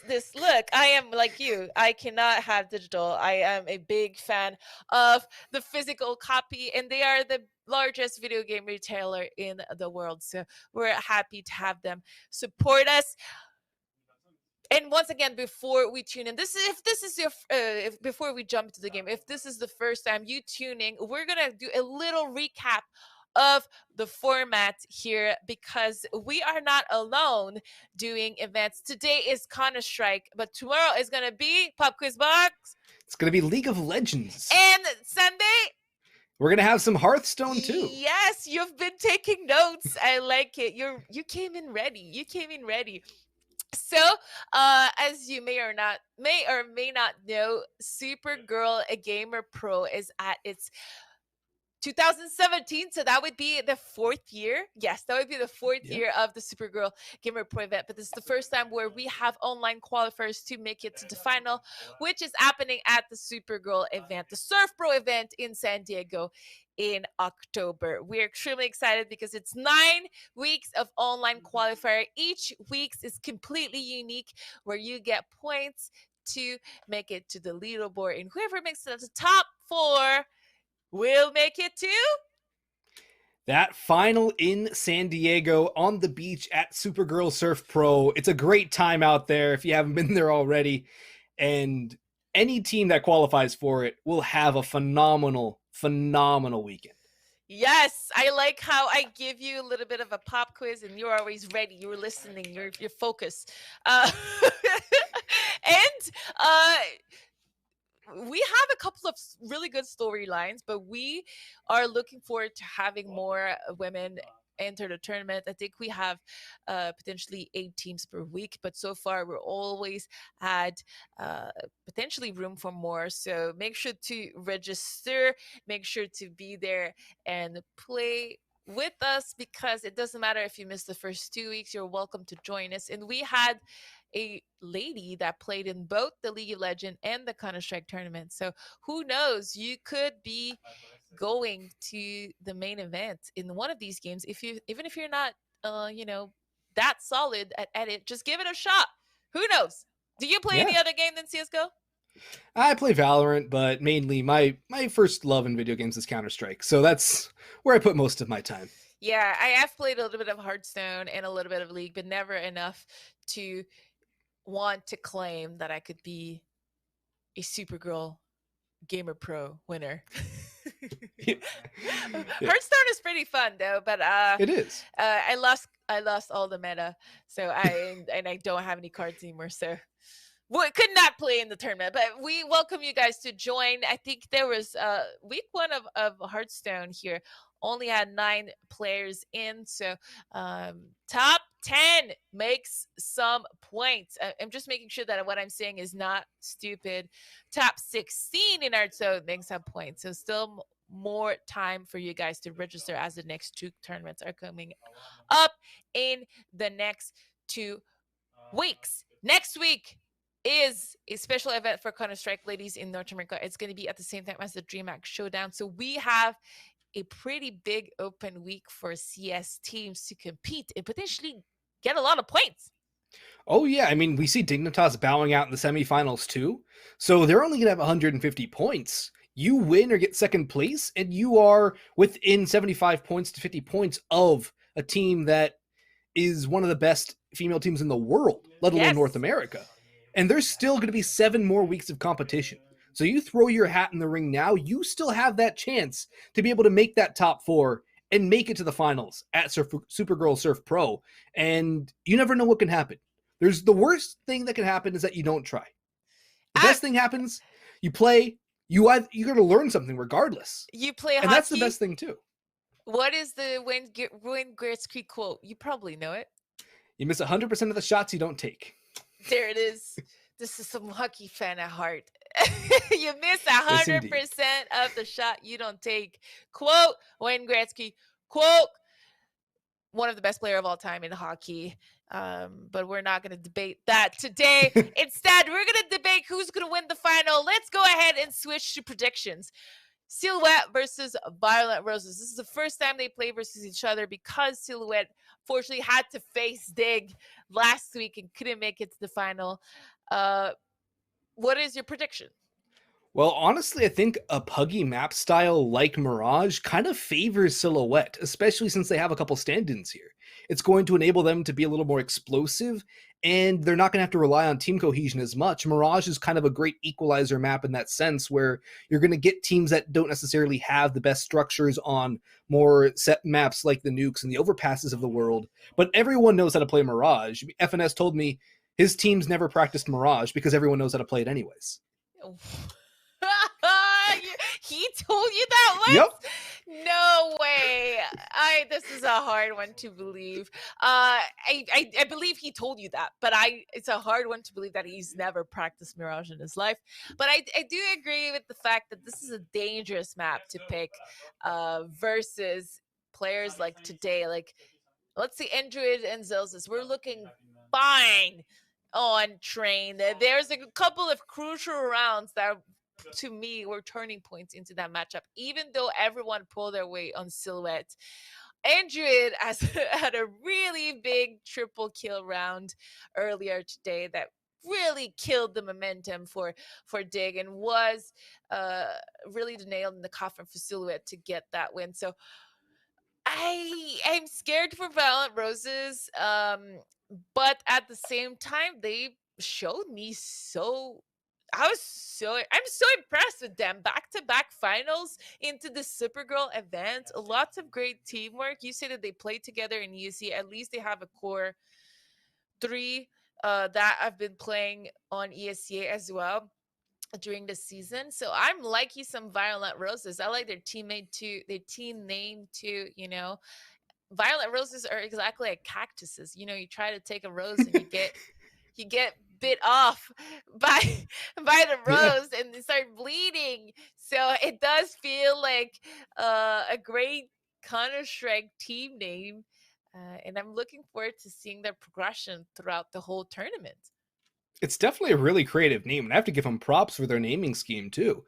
Because then you get the other teams that normally just come in with some random generic name like Team something or other.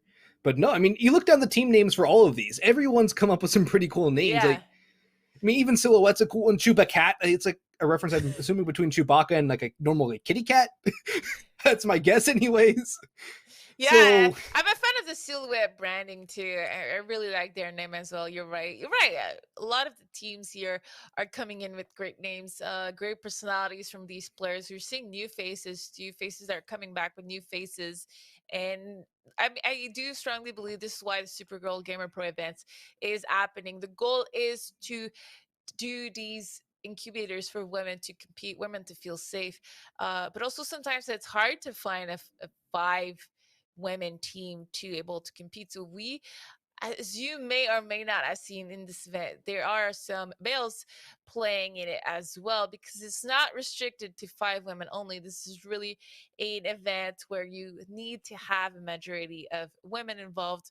So for a 5-man team, it is 3 women, cis and trans required for these events. So really excited to see where this is gonna go. Especially this is the first time we're seeing something like that, at least in North America, a multi-week kind of mini event. So it's not a league, it's not like a one tournament thing. It's really like a something to build the community on and grow it together, seeing these faces and make it happen in 3 different games. Yeah, I mean, I'd kind of liken it to like a weekly, where every single week, same place, same time, you have your little mini tournament. And then at the end of it, you have a culmination of all the points added up, and top 4 get their shot on LAN. And I'm sure you can attest LAN is a completely different environment than online. But boy, is LAN a fun environment. Yeah, honestly, I quite lived for LAN most of my career. It's funny because when I started, you had one LAN a year, like one big LAN a year. And because of COVID, we're back to kind of this environment. I haven't been on LAN for so long. But yeah, we're still waiting for the players to connect, as it seems like we're taking a small break to make sure that everybody is ready. So we're gonna go to a quick commercial break, not even 2 minutes. So stay tuned because Bugs and I are gonna be there to cast the final coming up right after this. For a long time, we had to prove ourselves. But we always knew what we were capable of. We knew when the time came, we would be ready for anything. Our numbers keep rising. And so do we.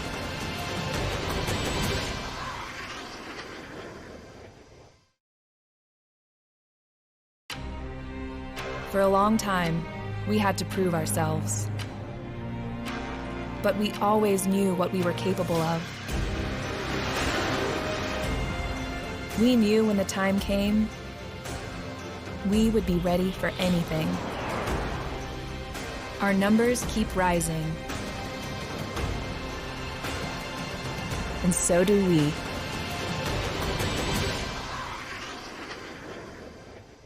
Looks like they're all in game.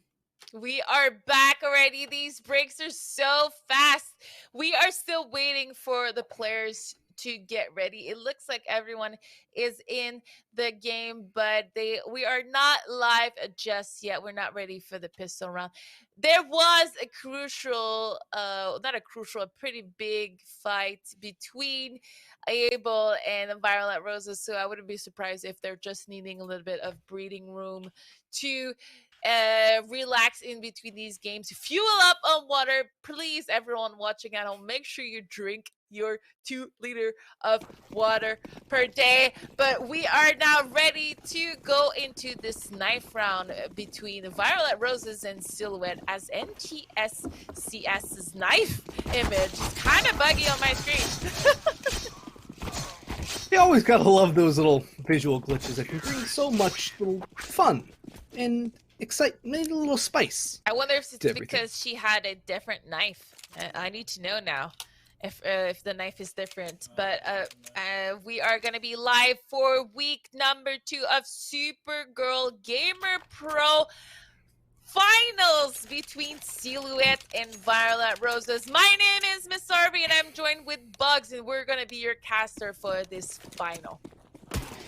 And what a final it's shaped up to be as well. Violent Roses, their second time in as many weeks in the finals here at Supergirl Gamer Pro, and Silhouette, who bowed out in the semis against Dignitas, found their revenge, and met up against Violent Roses now in the final, but it's going to be Zelsis to open things off. Athena, though, was stuck between a rock and a hard place out towards Arches, has a chance for 2 on the push-up cap, but it's going to be Andrea to shut her down. Nocturne flanks as well. Naomi falls, and the B side is now open for business for the T side. Plant comes through. Lunar Cats, Zelsis, Android all coming in on the rotation. Android taps 2 heads, but Andrea has 2 of her own. It's going to be the 3K for her on the round, and Violent Roses will push themselves to victory here. Not your typical B rush, but it did work out for them. It ended on the B site. That's a good start for the Violent Roses on T. Extremely good start here, and that their execution on Violent Roses, they must be spending a lot of time in servers because it's perfect. Their timing, their trades, everything is on point. And we're going to see another display of that as Violent Roses is rushing towards B. And this side is clear. It's as easy as that. And TCS is able to get the first kill, but everybody else was towards either mid or A. It was a gamble that did not pay off for Silhouette. And while we are going to see exit frags probably being tried from Silhouette, I have to talk about, we got a confirmation in our chat about NTSCS knife. It's the new knife. That's why the model is not displaying into a scoreboard. Oh yeah, it's the CS Source knife. Oh, okay, okay. That's why it's very cute. We are currently watching NTS, so this is a new knife, as you can see on their screen. Hey, there it is. No, I didn't grow up with CS Source. I didn't grow up with 1.6. Go was my first Counter-Strike, but that knife is clean. It's clean, but it's not one that I like because I am a Source hater. Oh. I'm a very Source hater. As you can see, another straight up kind of B-fake rush here by Violent Roses, running the same strat but only with 2 players, trying to get some intel. And NTSCS is probably letting our whole team know that they stack B. Yes, indeed. And there was still 3 MAC-10s left over from the previous 5 MAC-10 round for Violent Roses. They sent 2 of those as sort of human sacrifices to go and keep those rotations at the B site. But now it's gotten to a very messy situation. A potential ninja defuse almost just came through there. It gets shut down by Giraffe, but the kill doesn't come through. Lunar Cats falls, but it's Andrea again to double down. She's on for the ace now. And Steph, this could be huge. She hits the shot. Hey! What a play from Andrea. Third 3 kills ace in the pistol of the night. There was only last scrim, I think we didn't see any ace. Yeah, we saw a 4K in the last one, but we didn't see an ace. And what a dangerous round, though. Violent Roses winning this round in a 3 versus 5. It was scary at some point. I believed in Silhouette's kind of win here, but Andrea with the ace pulling a miracle here, keeping her team ahead 3-0. Very good nade up towards top and middle, though, from Silhouette to start things off. But Andrea, again, continuing off the ace. 6 straight kills. Nocturne to keep her away from another ace. But NCS will strike as well. Android gets caught out on the stairwell. And now it's Naomi and Athena having to rotate in from the B side. I would just save if I was them, because that's a 5-player hold for Violent Roses here. And there is no real chance of a retake here. They might have utility, but the rest of their team has no money in the bank. And it is definitely the right call to go for this save here. Save these guns, save the kit, and try and win something in the next round. But Violent Roses mix things up, go for the straight AX, and it works out perfectly. I keep saying it, but I have to say it again. What another display of teamwork and kind of well-oiled machine by Violent Roses. We're already on the hunt here for Silhouette in this 2v2. Kind of crushed towards backlog. It's actually going to be pretty difficult for Athena and them to keep these guns in. Athena is going to be the only one to fall down, so I'll take this as a win for Silhouette because I expected both players to come down, but that quick European end of the round, as soon as the bomb exploded, Violent Roses was not able to get that kill. Indeed, and that really hurts Silhouette in this round, too. They still take the 1 rifle into this one, but they will not have anything else. But Android will strike with a deagle. Zelsa with the CZ will take 1 more. That's Andrea gone, and a potential another kill on the player in Sandwich. Lunar Cats goes 1 for 1, but the health on Nocturne is low, and she's on 9 HP to try and clutch this out. It might just go the way of Silhouette, and it does. A massive turnaround for the CT side as they grab 2 AKs off of the back of a saved M4 and a couple pistols, not even armor behind all of them. That is a huge must-win round for Silhouette that they didn't even know they needed. Yes, totally agree. There was a lot of individual amazing play here for Silhouette, ring around the Rosie in those smokes and avoiding Violent Roses and able to get these kills. I thought it was going to be another display of teamwork, but actually turned out to be quite the opposite with that round, and it's forcing Violent Roses to kind of slow down the pace. The first slow round into this match so far, round number 6, as they are going into a full-on default. Still no Operino in and from both teams. As you see, both teams are quite rough on the money. Only Naomi with 7k here. She's leading the pack, but everybody else is pretty poor coming into this round. Indeed, but they still have a good amount of utility too. 2 Molotovs left with a minute to go on the clock. The double stack towards B. It was a very passive hold with 2 back towards empty pillar, but now we see a bit of a spread. I believe Giraffely's gone in towards back full, or towards, no, it is back full. But Lunar Cats will open things up onto the Lurker in Palace, but that's going to spur the T side onto this execute. Zeta goes down first. Naomi, though, will get 1. Zelsis with another Naomi with 2 from empty pillar. And it's going to be the mop-up for Naomi as she will get 3 kills on the round. Silhouette strike back for another. And there was no plant for Violet Roses, which means they're on pistols now. Silhouette should be able to grab 3. What a display of Counter-Strike by Naomi, getting that triple. Crucial round for Silhouette. I did believe after, I think it was Atina that went on first. After that initial kill, I really thought it was going to be in Violet Rose's favor. But Naomi said, no, not in my bomb site. We're going to see a all-spot here as Luna Cards get caught off guard pretty much in the open.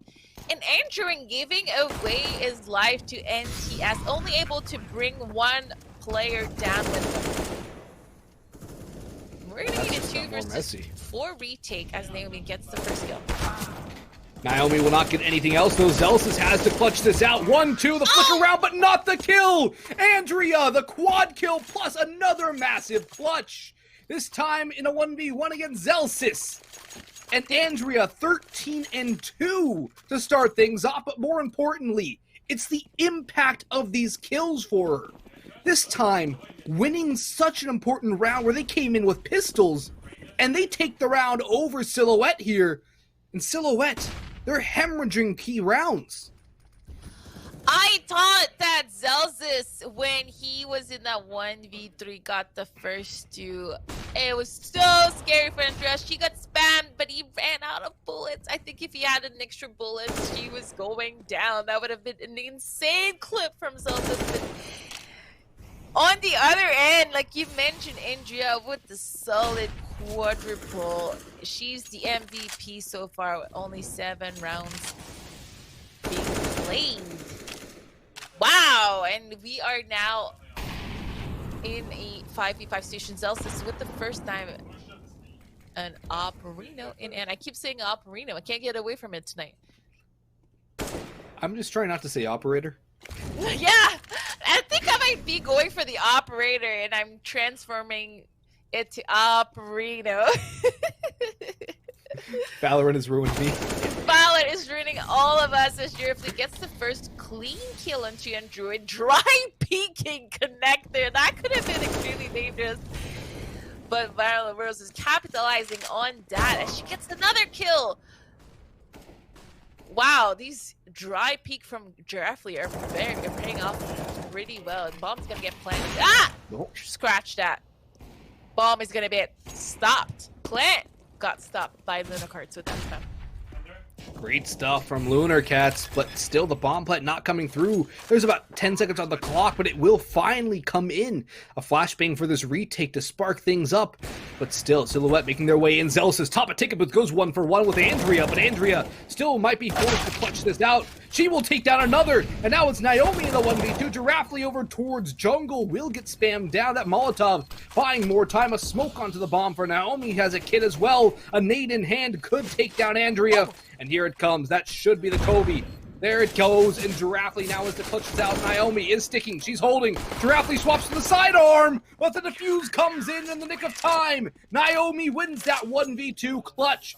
Perfection on the nade. And then the confidence to stick in that smoke. Silhouette, they steal away another round, and they keep Violet Roses to within 2 rounds. It's going to be another buy up for the T side. But the buy on Silhouette is actually worse than what Violet Roses have mustered. And Andrea almost running away again with a spectacular round. At some point, I thought she was going to win it again for Violet Roses. But it's looking like we're going to go into a fast rush 1v here for Violent Roses, but Android and Tina getting the kills back to back, leaving Violent Roses, although they had less weapons, to fall one by one and not able to capitalize on that rush. Looked clean, simple, and effective for Sil. What a be old here. It's a necessary win for Silhouette, I believe, to boost their confidence. Their holds have been very shaky. Violent Roses have gotten the plants in a lot of these scenarios, and it's something that I think Silhouette needed to find a fixed for, and they finally do end up patching that hole in their defense. It's going to be Glocks out now. Andrea will go down first as Android and Zelsis open up things with 2 kills. Android's going to continue pushing on up towards top mid and wisely falls away. Could have gotten blindsided by the player in the Cub. It's NTS, but maybe Android's still hungry for more frags. I don't think there's a necessity to hunt for Glocks and P250s without armor, but Giraffely has opened things up for Violent Roses and taken out Zelsis. She'll grab the M4 as well. And I believe Lunar Cats has just gone past 1, but Android, that makes himself get a 3K. Clean kills as well as Lunar Cats is almost hunting. Oh, 4K here on Android. I was about to say almost hunting for that kill, but Android getting that quadruple is also looking good on the scoreboard. Lots of multi-kills happening left and right, and this is a tie game as we head into round number 11. Up in and for ourselves, there's still nothing for Violent Roses, but it doesn't look like they have been needing it on the other maps that we've seen them play, as their T side has been pretty good in trades. But that pushman might be punished here. Violent Roses is waiting for it. They are indeed. Nocturne might just back up Andrea too. NTS is trying to go aggressive out towards apartments looking for an early peek. But Android, if he doesn't have a flash and goes for this dry, probably will end up getting traded out at the very least. There's one on top towards TV room and one below over towards Cub. It's going to be Andrea on the bottom angle with Nocturne up top. It's a very hard spray transfer for Android to hit, but he's just going to play it very passive. He does not want to lose his life early on for the cost of even a 1-for-1 trade. It's not worth it to him. Now he goes, I believe he might have heard a sound cue. So that's why he's pushing up, but there's still players here. We did not hear it, but we can see what he's doing and perfectly timed, executed, but maybe will get traded if he's not careful and he kills himself into the molly. A little bit of a 1G probably typed in chat. You heard that chat box open. As Zelsis here is trying to complete the kill on this A-bomb side. Oh, Kai with the swing, getting the kill back to back. I'm very impressed with these dry peaks and headshot, leaving Andrea in a 1v2. This is something that's doable for her.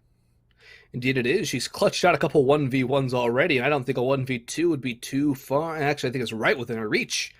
She does have a smoke and 2 flashbangs as well, but she has to isolate these 1v1s. 10 seconds left, Bugs. She needs to hurry. She needs to hop on a horse. I don't But there's no time. No, why are you peeking? Why are you peeking? Oh my. No. That could have. I mean, just losing all 5 is bad enough, but that could have ended in disaster right there for Silhouette. That was so risky. Andrea had the win in her hands after having no chance of completing this round with the win in the bag for Violent Roses. Tina swings out right when Andrea switches to her knife, realizing that the timer is running out. And by some miracle, Myrna is able to dodge everything and stay alive. So Andrea ran out of time. What a round! Jesus, this is really crazy. These matches that we are seeing are crazy, and it's gonna force Violent Roses to take a timeout and try to recompose themselves here. I'm surprised that no one told Andrea there was 10 seconds left. I wonder if they even realized it. They probably didn't. I think they were too focused on what was going on, just like I was. I didn't even realize it either. I saw the timer going down, but I'm like, I didn't realize it was 10 seconds until you said something. Yeah, it was pretty incredibly tight for both teams. And once again, I have to mention it. It was extremely scary. You heard me gasp a little bit while Boggs was holding our hands into this play-by-play. And we're going to see a half-buy here from Violent Roses. Andrea only she alone here with the AK in hand for her teams, fully TLTs as well. She got to kind of commit here after running out of time and keeping her weapon into last round. Could have seen a double save coming from Violent Roses, but we chose to go for that Deagle peak. And we saw a couple of rounds ago, they came out on top versus Silhouette in these rounds, so who knows?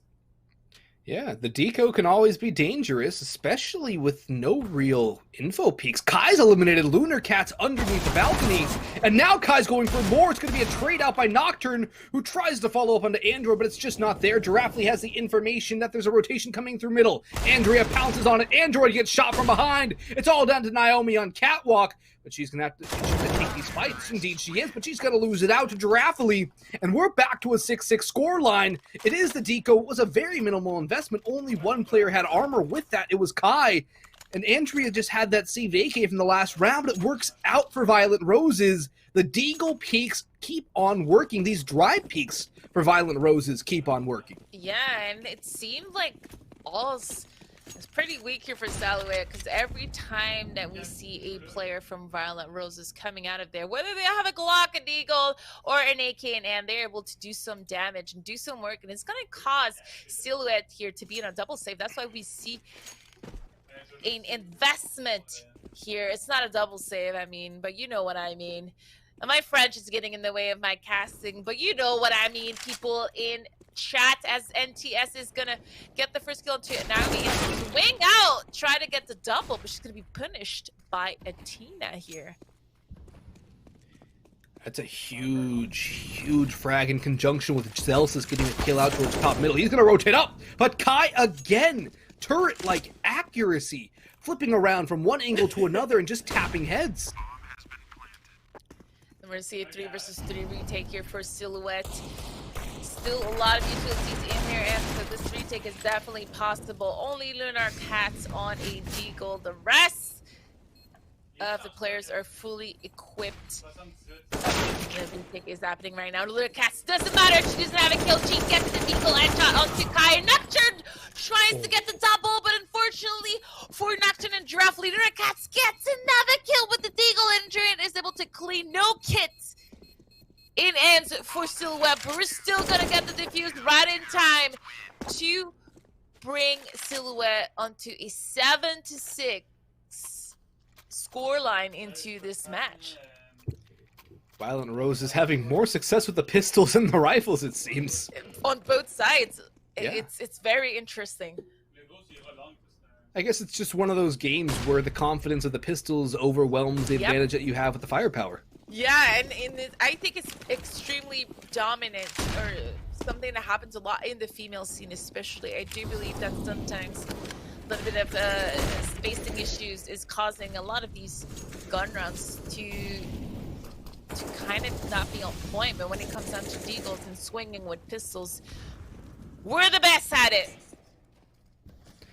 Well, Andrea seems to be the best with the rifles, just swinging out again, another, this time a wallbang headshot, but another frag going her way. NTS spots ahead, but it's Android and Zelsis to stabilize things. Giraffely, though, flicks onto Android, and it's a 3v3 with Zelsis on 22 HP. It's still not a good spot for Silhouette, but Violent Roses, they're still stuck out towards middle, and Andrea might get caught on this fadeaway back towards SPAC C. No, she doesn't make it away in just the nick of time. Aggression up towards Cat, that is Naomi, but she's going to be grouped up with Zelsis. Complete abandonment of middle for Silhouette. But Violent Roses are walking right into the trap. They do have Molotovs, they have a flashbang, but Zelsis and Naomi are going to try and be a bastion here on the B site. Good gamble here from Silhouette. As you mentioned, that trap is being set up, and it's going to be a success here as Naomi and Zelsis clean up this round. Didn't even have to guess anything here. Take it away, Boggs! And no ice this end of the round. That was a clutch Molotov from Naomi. It was. Played it perfectly. There was, what, about 30 seconds on the clock when that Molotov went through? And it forced Violent Roses through the flames, and Naomi aggressing out towards Get Right, too, putting herself in a different position, enabled her to get that first kill, and then she trusted in Zelsis to get those last two frags, and even then, she was in that spot to be able to trade at least one more and make it a 1v1 at the very worst case scenario for, I believe it was Lunar Cat's the last alive. Last round into this final of week 2, and we are seeing Violent Roses fully commit here into a execute. No fake, no mid-control at all. Straight into a using our smokes and trying to get that bomb down, which was successful. And Nocturne with the deagle through the smoke, and then the flick with D-off, leaving Naomi in a 1 versus 3. Naomi's gonna have to come in big, and she gets the kill through the box. What a round, directly closing it for Violent Roses. But wow, these shots left and right in that execute. Great display of Counter-Strike being displayed in the server. Oh, indeed. These rounds are so back and forth, too. And it's kind of reminding me of that second half between Silhouette and Dignitas, where you're not really getting a lot of mid-rounds. You're just getting full-on picks everywhere on the map, and eventually it ends on a site where people are just taking these fights. And it's working out for both teams, although I think 7 rounds on the T side of Mirage is definitely something that Violent Roses will be happy with here, moving into this pistol. And we are now live right away with this pistol onto Violent Roses and Silhouette's final, and Silhouette taking control of all of jungle here, and Zel's is getting the first kill onto that smoke in connector. Hard rethink here as all remaining players of Violet Roses are peeking through spawn. And clean shot here onto NTS as Android is trying to get a cheeky pick, able to connect with 2, and gets NTS on their balcony, gets the double. It's going to be a 1 versus 2. No kid in ends. We're going to have to see another ace here if we want to see that win. Are we going to a full defuse? Oh my god. Almost. Did you believe in that moment? I did until I saw that there was going to be no possible time. It was about half a second too short. And the kit was just on the other side of the bomb, too. It was down in that smoke. If she picked up the kit, she had that defuse. What a clean round, though, from NTS. Those shots were stellar across the board. But Android doing so much damage onto this pistol. A little bit of a sound issue, but don't worry, we'll be back. And we are back. That was really temporary as the bomb is getting planted. The free bump side here as the stack onto Violent Roses towards B was the wrong gamble to take. That's why it's called a gamble. Sometimes it works and sometimes it doesn't. 50, and this 50. time, I mean, it really, I guess sometimes it's a little less than 50-50 because some teams will send the feelers out and try to figure out where a stack might be. But for the most part, if you're going to go and face a rush, it's about a 50-50 chance. It's a coin flip. Unless you get a mid play, in which case it can go really easily back the other way. My best friend always says, it's 50-50. You either win the round or you don't. So, you know. Oh, la, la, la, la. And Silhouette securing another round here in the lead, 10-7. So let's see if Violent Roses is able to stop that little bit of momentum that we have seen in the last couple of rounds, because they have a full-on buy here, not a lot of utilities. But it's going to be the first time that they can display a little bit of teamwork onto their side. Opening pick from Android, though, will not double down as Andrea will somehow stay alive there and take the kill onto Android through the top of that connector smoke. But still, it's a 4v4, and that does usually favor the T side, and Silhouette, once they've turned to the offense, have had no breaks on their pain train. It's the first real gun round for Violent Roses, though, and their first real chance to shut this down for Silhouette. But, oh, Naomi, that's a critical kill onto Kai. And now Andrea's fallen as well. NTS has to stand up huge from CT boxes, but Athena's right there for the trade Giraffely on the long rotation. The worst part about being a B anchor is being stuck in situations like these, but Giraffely does have a chance. The bomb was not yet planted, but it will be now. The nade will probably not be able to finish off anybody unless it lands perfectly on Zelsis, but Zelsis is aggressing, throws his own flashbang. There's a counter flash as well from Tetris, but now it's still. Oh? It's extremely winnable now as Giraffely in this 1v1. No smoke though, but she had hit Naomi. Winning that duel was so important. What a kick in the balls if she was able to win that 1v3. This is a little bit scary here for Silhouette, as Violent Roses really needed this round to secure a little bit of momentum, but also a little bit of money. We are poor. We are very poor for Violent Roses as we head into this full save round for most of players. And as I stated, I realized that Andrea also has the deagle. So we have 2 deagles here onto Violent Roses as we head into this A split, and it looks like it's going to be a very, very textbook round here for Silhouette.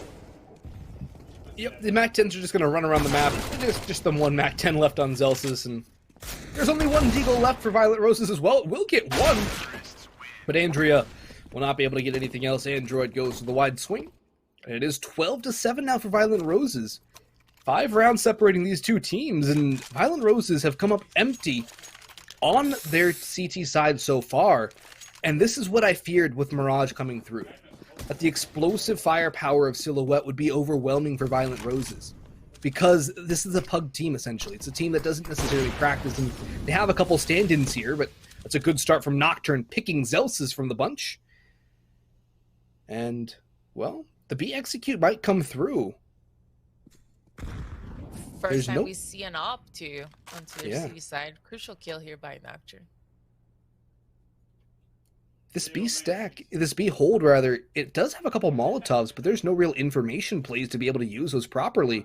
A flashbang might force Giraffe into a peek, but maybe did she hear something back in the kitchen? No, that's going to be the spot. There goes the Molotov, but it's going to miss. Unless that was for, no, that doesn't even go under window. Android's far out. Giraffe's getting caught in jail, but no, she falls. Nocturne's able to get one more, and Kai is swinging for something. Will actually stop the planner, and Kai, the transfer up top, as Android chimes in, or rather Nocturne chimes in onto Android. Violent Roses come in with a flurry of frags to win their first round of the CT side. What a transfer, as you mentioned, from Kai. Little bit of a whiff is here onto that Violent Roses be old, but the rotation was stellar, and Nocturne was able to get there in time. As we see another beautiful display of Counter-Strike, Nocturne making the jump here onto Violent Roses and getting the kill. Unfortunately, we switched, but oh my god, jumping to lower, getting a kill onto Zelsis, punishing the lack of mid control here on Silhouette with a great display of Counter-Strike. Yes, indeed, but still Silhouette have a chance to battle back and grab this round and go up to 13. 13 can always be a death number for a CT side because it puts your economy in such a rough spot that if you lose another round en route to that comeback that you're trying to accomplish, it pretty much puts you on a save round before you have to face that match point. So for Violent Roses right now, they really need to win a few more rounds before Silhouette even able to grab 13. But the bomb's down on B, and it's Nocturne and Kai with a minimal amount of utility, and they're just going to call it. They kind of have to here.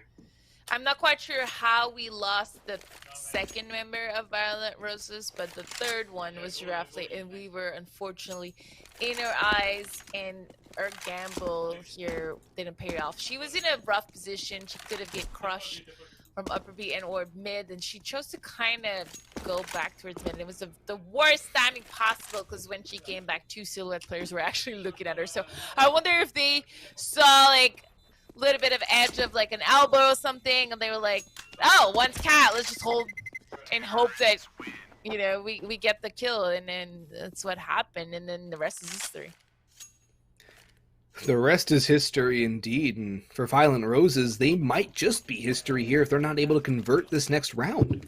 They're going to go for another buy. They have the op save, they can shuffle some guns around and get rifles in the hands of everybody. They have a lot of utility as well, but this big problem here is it's full aggression again from Silhouette, but Nocturne plucks the head off of Android's shoulders. A great opening. Going out aggressive, though, burning down Not too much, but still a little bit of damage. Lucky to escape with a life, but Andrea has also found Zelsis in the meantime, so that will mean it's a 5v3 in favor of the Violent Roses, who are trying their hardest to not allow Silhouette to 14, let alone a 15th round. Violent Roses are saying they are not done with this just yet. They had a 6-round comeback in their last matchup, and, well, we might be seeing a 7 to 8 round comeback if they can string it together. But then again, Silhouette, they still have a lot of bite left on these 3 players. And all mid-control, but no real picks just yet. Yeah, and I like the impact that Nocturne is having in these early rounds. If we want Violent Roses to win, we need Nocturne to come in big, because the first entry frag with that up is crucial, and we're not quite sure how their life was giving away towards mid, but I feel like I'm jinxing the whole server every time I give props to someone. They unfortunately die, but Girafle here in a good position to get that kill. Oh, we got a little bit of a replay delay here with our second observer. It's a little late, and we're going to be able to get the bomb down here on Silhouette. Yeah, shout out to our production team. Our observers doing a great job bringing us all the action here, catching all the action. Caught a few great aces as well. Yes. So shout out to our observers. Observers don't get enough love. 3 aces today, as Andrea is going to fall into Naomi's hand. It's going to be a 2v2 retake here. But they know where Naomi is. Are they going to be able to get the kill on her? Naomi playing this so perfectly. She's now stuck in a 1 versus 2. Able to get that first kill at NTS. No time. No time, no kit. Picks up the kit, no time. That's heartbreaking. Silhouette that is with the win. That's utterly heartbreaking. 14-8. Naomi did everything she could to win that round, and she came out on top. She didn't kill everyone, but it doesn't matter. She got the W. And Violent Roses have enough money to buy, but they're going to face a full-on rush from Silhouette towards A. There's no Molotov to stop it either. Zeltis charging in. Android will actually fall to Andrea first. NTS from under scaffolding. Almost a second kill. It's Nocturne to help out, and it's a mop up here, but it's going back both ways. Lunar Cat's 2 HP has made this possible if the health was a little bit higher. But there's a nade on Giraffe, but that nade might just land. No, it goes way too deep. What? It did damage? How are these nades not finishing her? She lost 1 HP out of that last grenade. She's at 1 onto Tetris. Nades in this game never cease to amaze me with how just inconsistent they are. Same. You throw a nade above a wall and you'll do more damage than what just happened to Lunar Cat here. But thankfully for Violent Roses and for us, because it's going to lead to a closer final, Silhouette will be losing this round. I think they were trying to catch Violent Roses out guard. But Violent Roses' smoke into A ramp was actually, I don't know if it was missed or kind of broken, but it ended up helping them, because Silhouette was not able to get the early picks onto Violent Roses onto A during that run. Here it comes again. It's an Apps play this time. Android with 1. Andrea trades, but Athena's pushing up, but it's still going to be Andrea. Nocturne, 2 kills amongst the 2. And now it's Naomi with a headshot on the Deagle spray, looking for 3 more to win this clutch at the very least. She like a bomb plant, but she has an AK now and armor, a smoke, and a flashbang too. That nade does not do any damage, but it does push a kit towards her. This nice spray out of Giraffe. The Molotov will force her into the open, however. And Nocturne is there for the hat trick. The brace for Andrea and almost a 30 bomb for Andrea as well. She's at 27 kills right now. But Violent Roses, they keep on plodding back, it seems. This is a team that doesn't know how to lose. They never say die. Yeah, this is a replay of what happened in the semis. Violent Roses was losing 14-10 versus Able, and this is exactly what's happening versus Silhouette. So let's see if they're able to do that comeback back-to-back into this game. As we look at the money for Silhouette, it's not looking great. Deagles, SMGs, very little util, but Andrea is able to get that pick onto all successfully onto Andrea, and Nocturne falls down again. Both players that are doing great work here from Violent are just been deleted off this map. That's all in the hands of potentially Kai getting the double, evening out the numbers. but Giraffe is gonna have to win it 1v3. She almost did it earlier. Can she do it for real this time? She has more utility to work with too, but that's a good, well-placed smoke from Silhouette. Athena is low, but Android and Naomi have full HP or nigh full HP. Giraffe misses the jump. They might have just heard her as well. Her Molotov will go into Firebox, but it's not going to do anything. Android on top of the triple stack will shut down the clutch attempt from Giraffe. And that's also going to shut down the money of Violent Roses, Steph. There is no money to get a full buy here. They're not going to have a lot of utility unless they go for SMGs. And NTS is going to be relegated to a Deagle. A Deagle for NTS last round. Well, it's not last round. It's match point. So let me correct myself here for Silhouette. And we're going to see another fast-paced round because it looks like it's what both teams really enjoy to do. And we're already crushing B here as Celsius made his way all the way back to backside at B. And he's able to get the triple kill as if he was cutting a knife. A hot knife into butter at that, and he's on for the ace now. We could see another ace to close it out, but no Nocturne. Will catch Zelsis getting a little too greedy with the Glock out. Little bit too much. Yeah, just a little bit. I don't think Nocturne's going to be able to do much here, though. All four players are zoning in on this position. Nocturne making all the noise in the world. Goes into a firing squad of 3 players, and that is all she wrote for Violent Roses. They will get back-to-back second places. But yes. Silhouette are your champions of Week 2, the Supergirl Gamer Pro Counter-Strike event.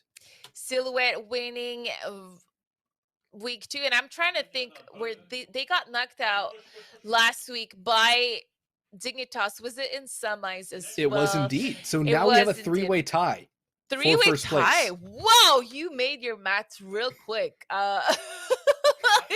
You're my backup because I have no idea, but congratulations to Silhouette as well as Violent Roses for making it to the finals, with Silhouette coming out on top and gaining that 100 point. But before we let you go for the night, we need to recap a little bit about what happened. And I'm gonna ask production to show the brackets because I don't even know if it's going to be possible, but yes, you're so ready. Let's go. So this was the bracket for tonight. Silhouette coming out on top, beating Dig after losing to them last week, in Violent Roses back-to-back finals.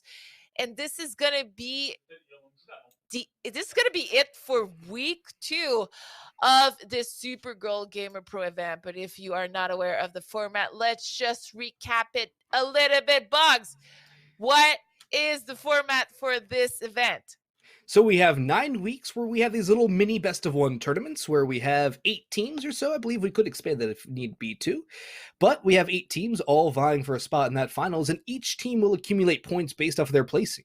If you finish 5th through 8th, you get 25.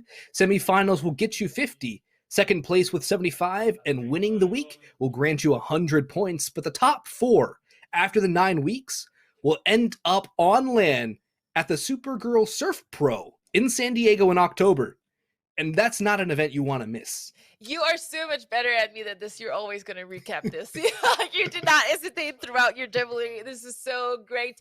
And we are currently just at the end of Week 2. There's 9 weeks, 3 games. So we will be back next week for another event. So if you are feeling the water, testing the water, not sure if you want to join us, we'll give it a shot, because every time you join these kind of events, you gain a little bit of experience. And this is what they're for. They're incubators for you to get experience into competition. And we see a lot more.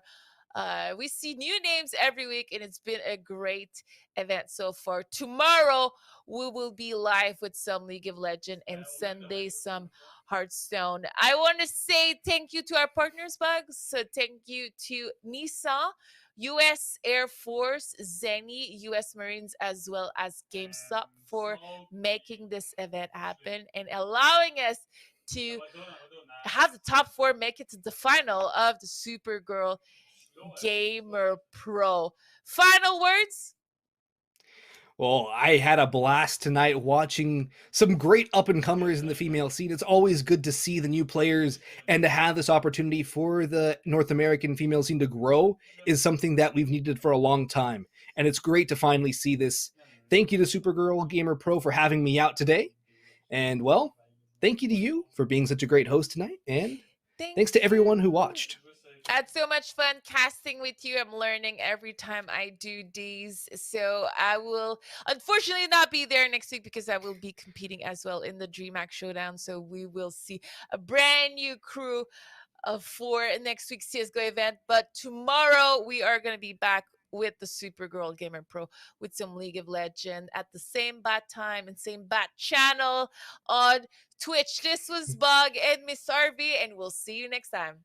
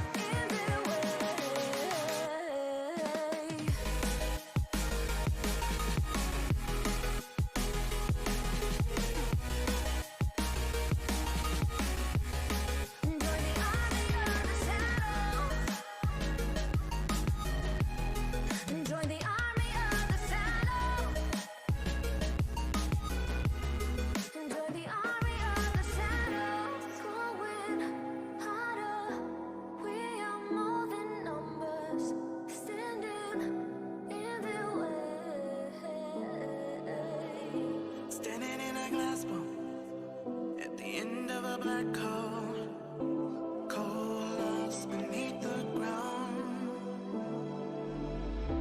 All done by my own hand, I allow my feelings to become sin. If you're gonna cut me down, better do it quickly now. You can cut me down, but I won't stay for long.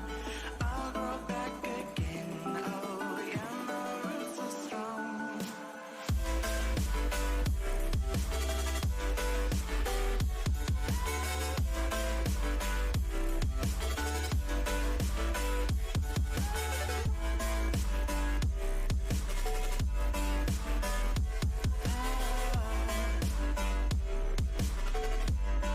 My roots are strong.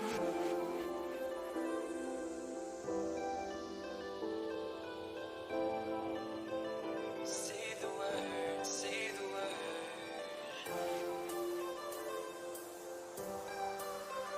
Say the word, you can run.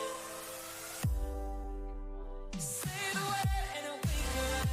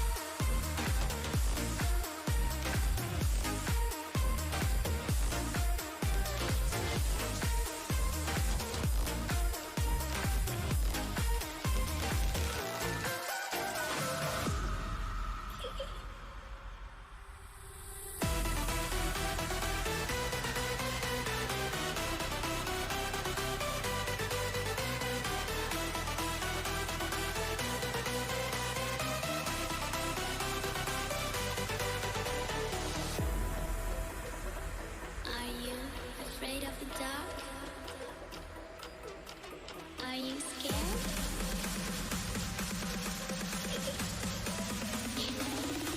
I am you.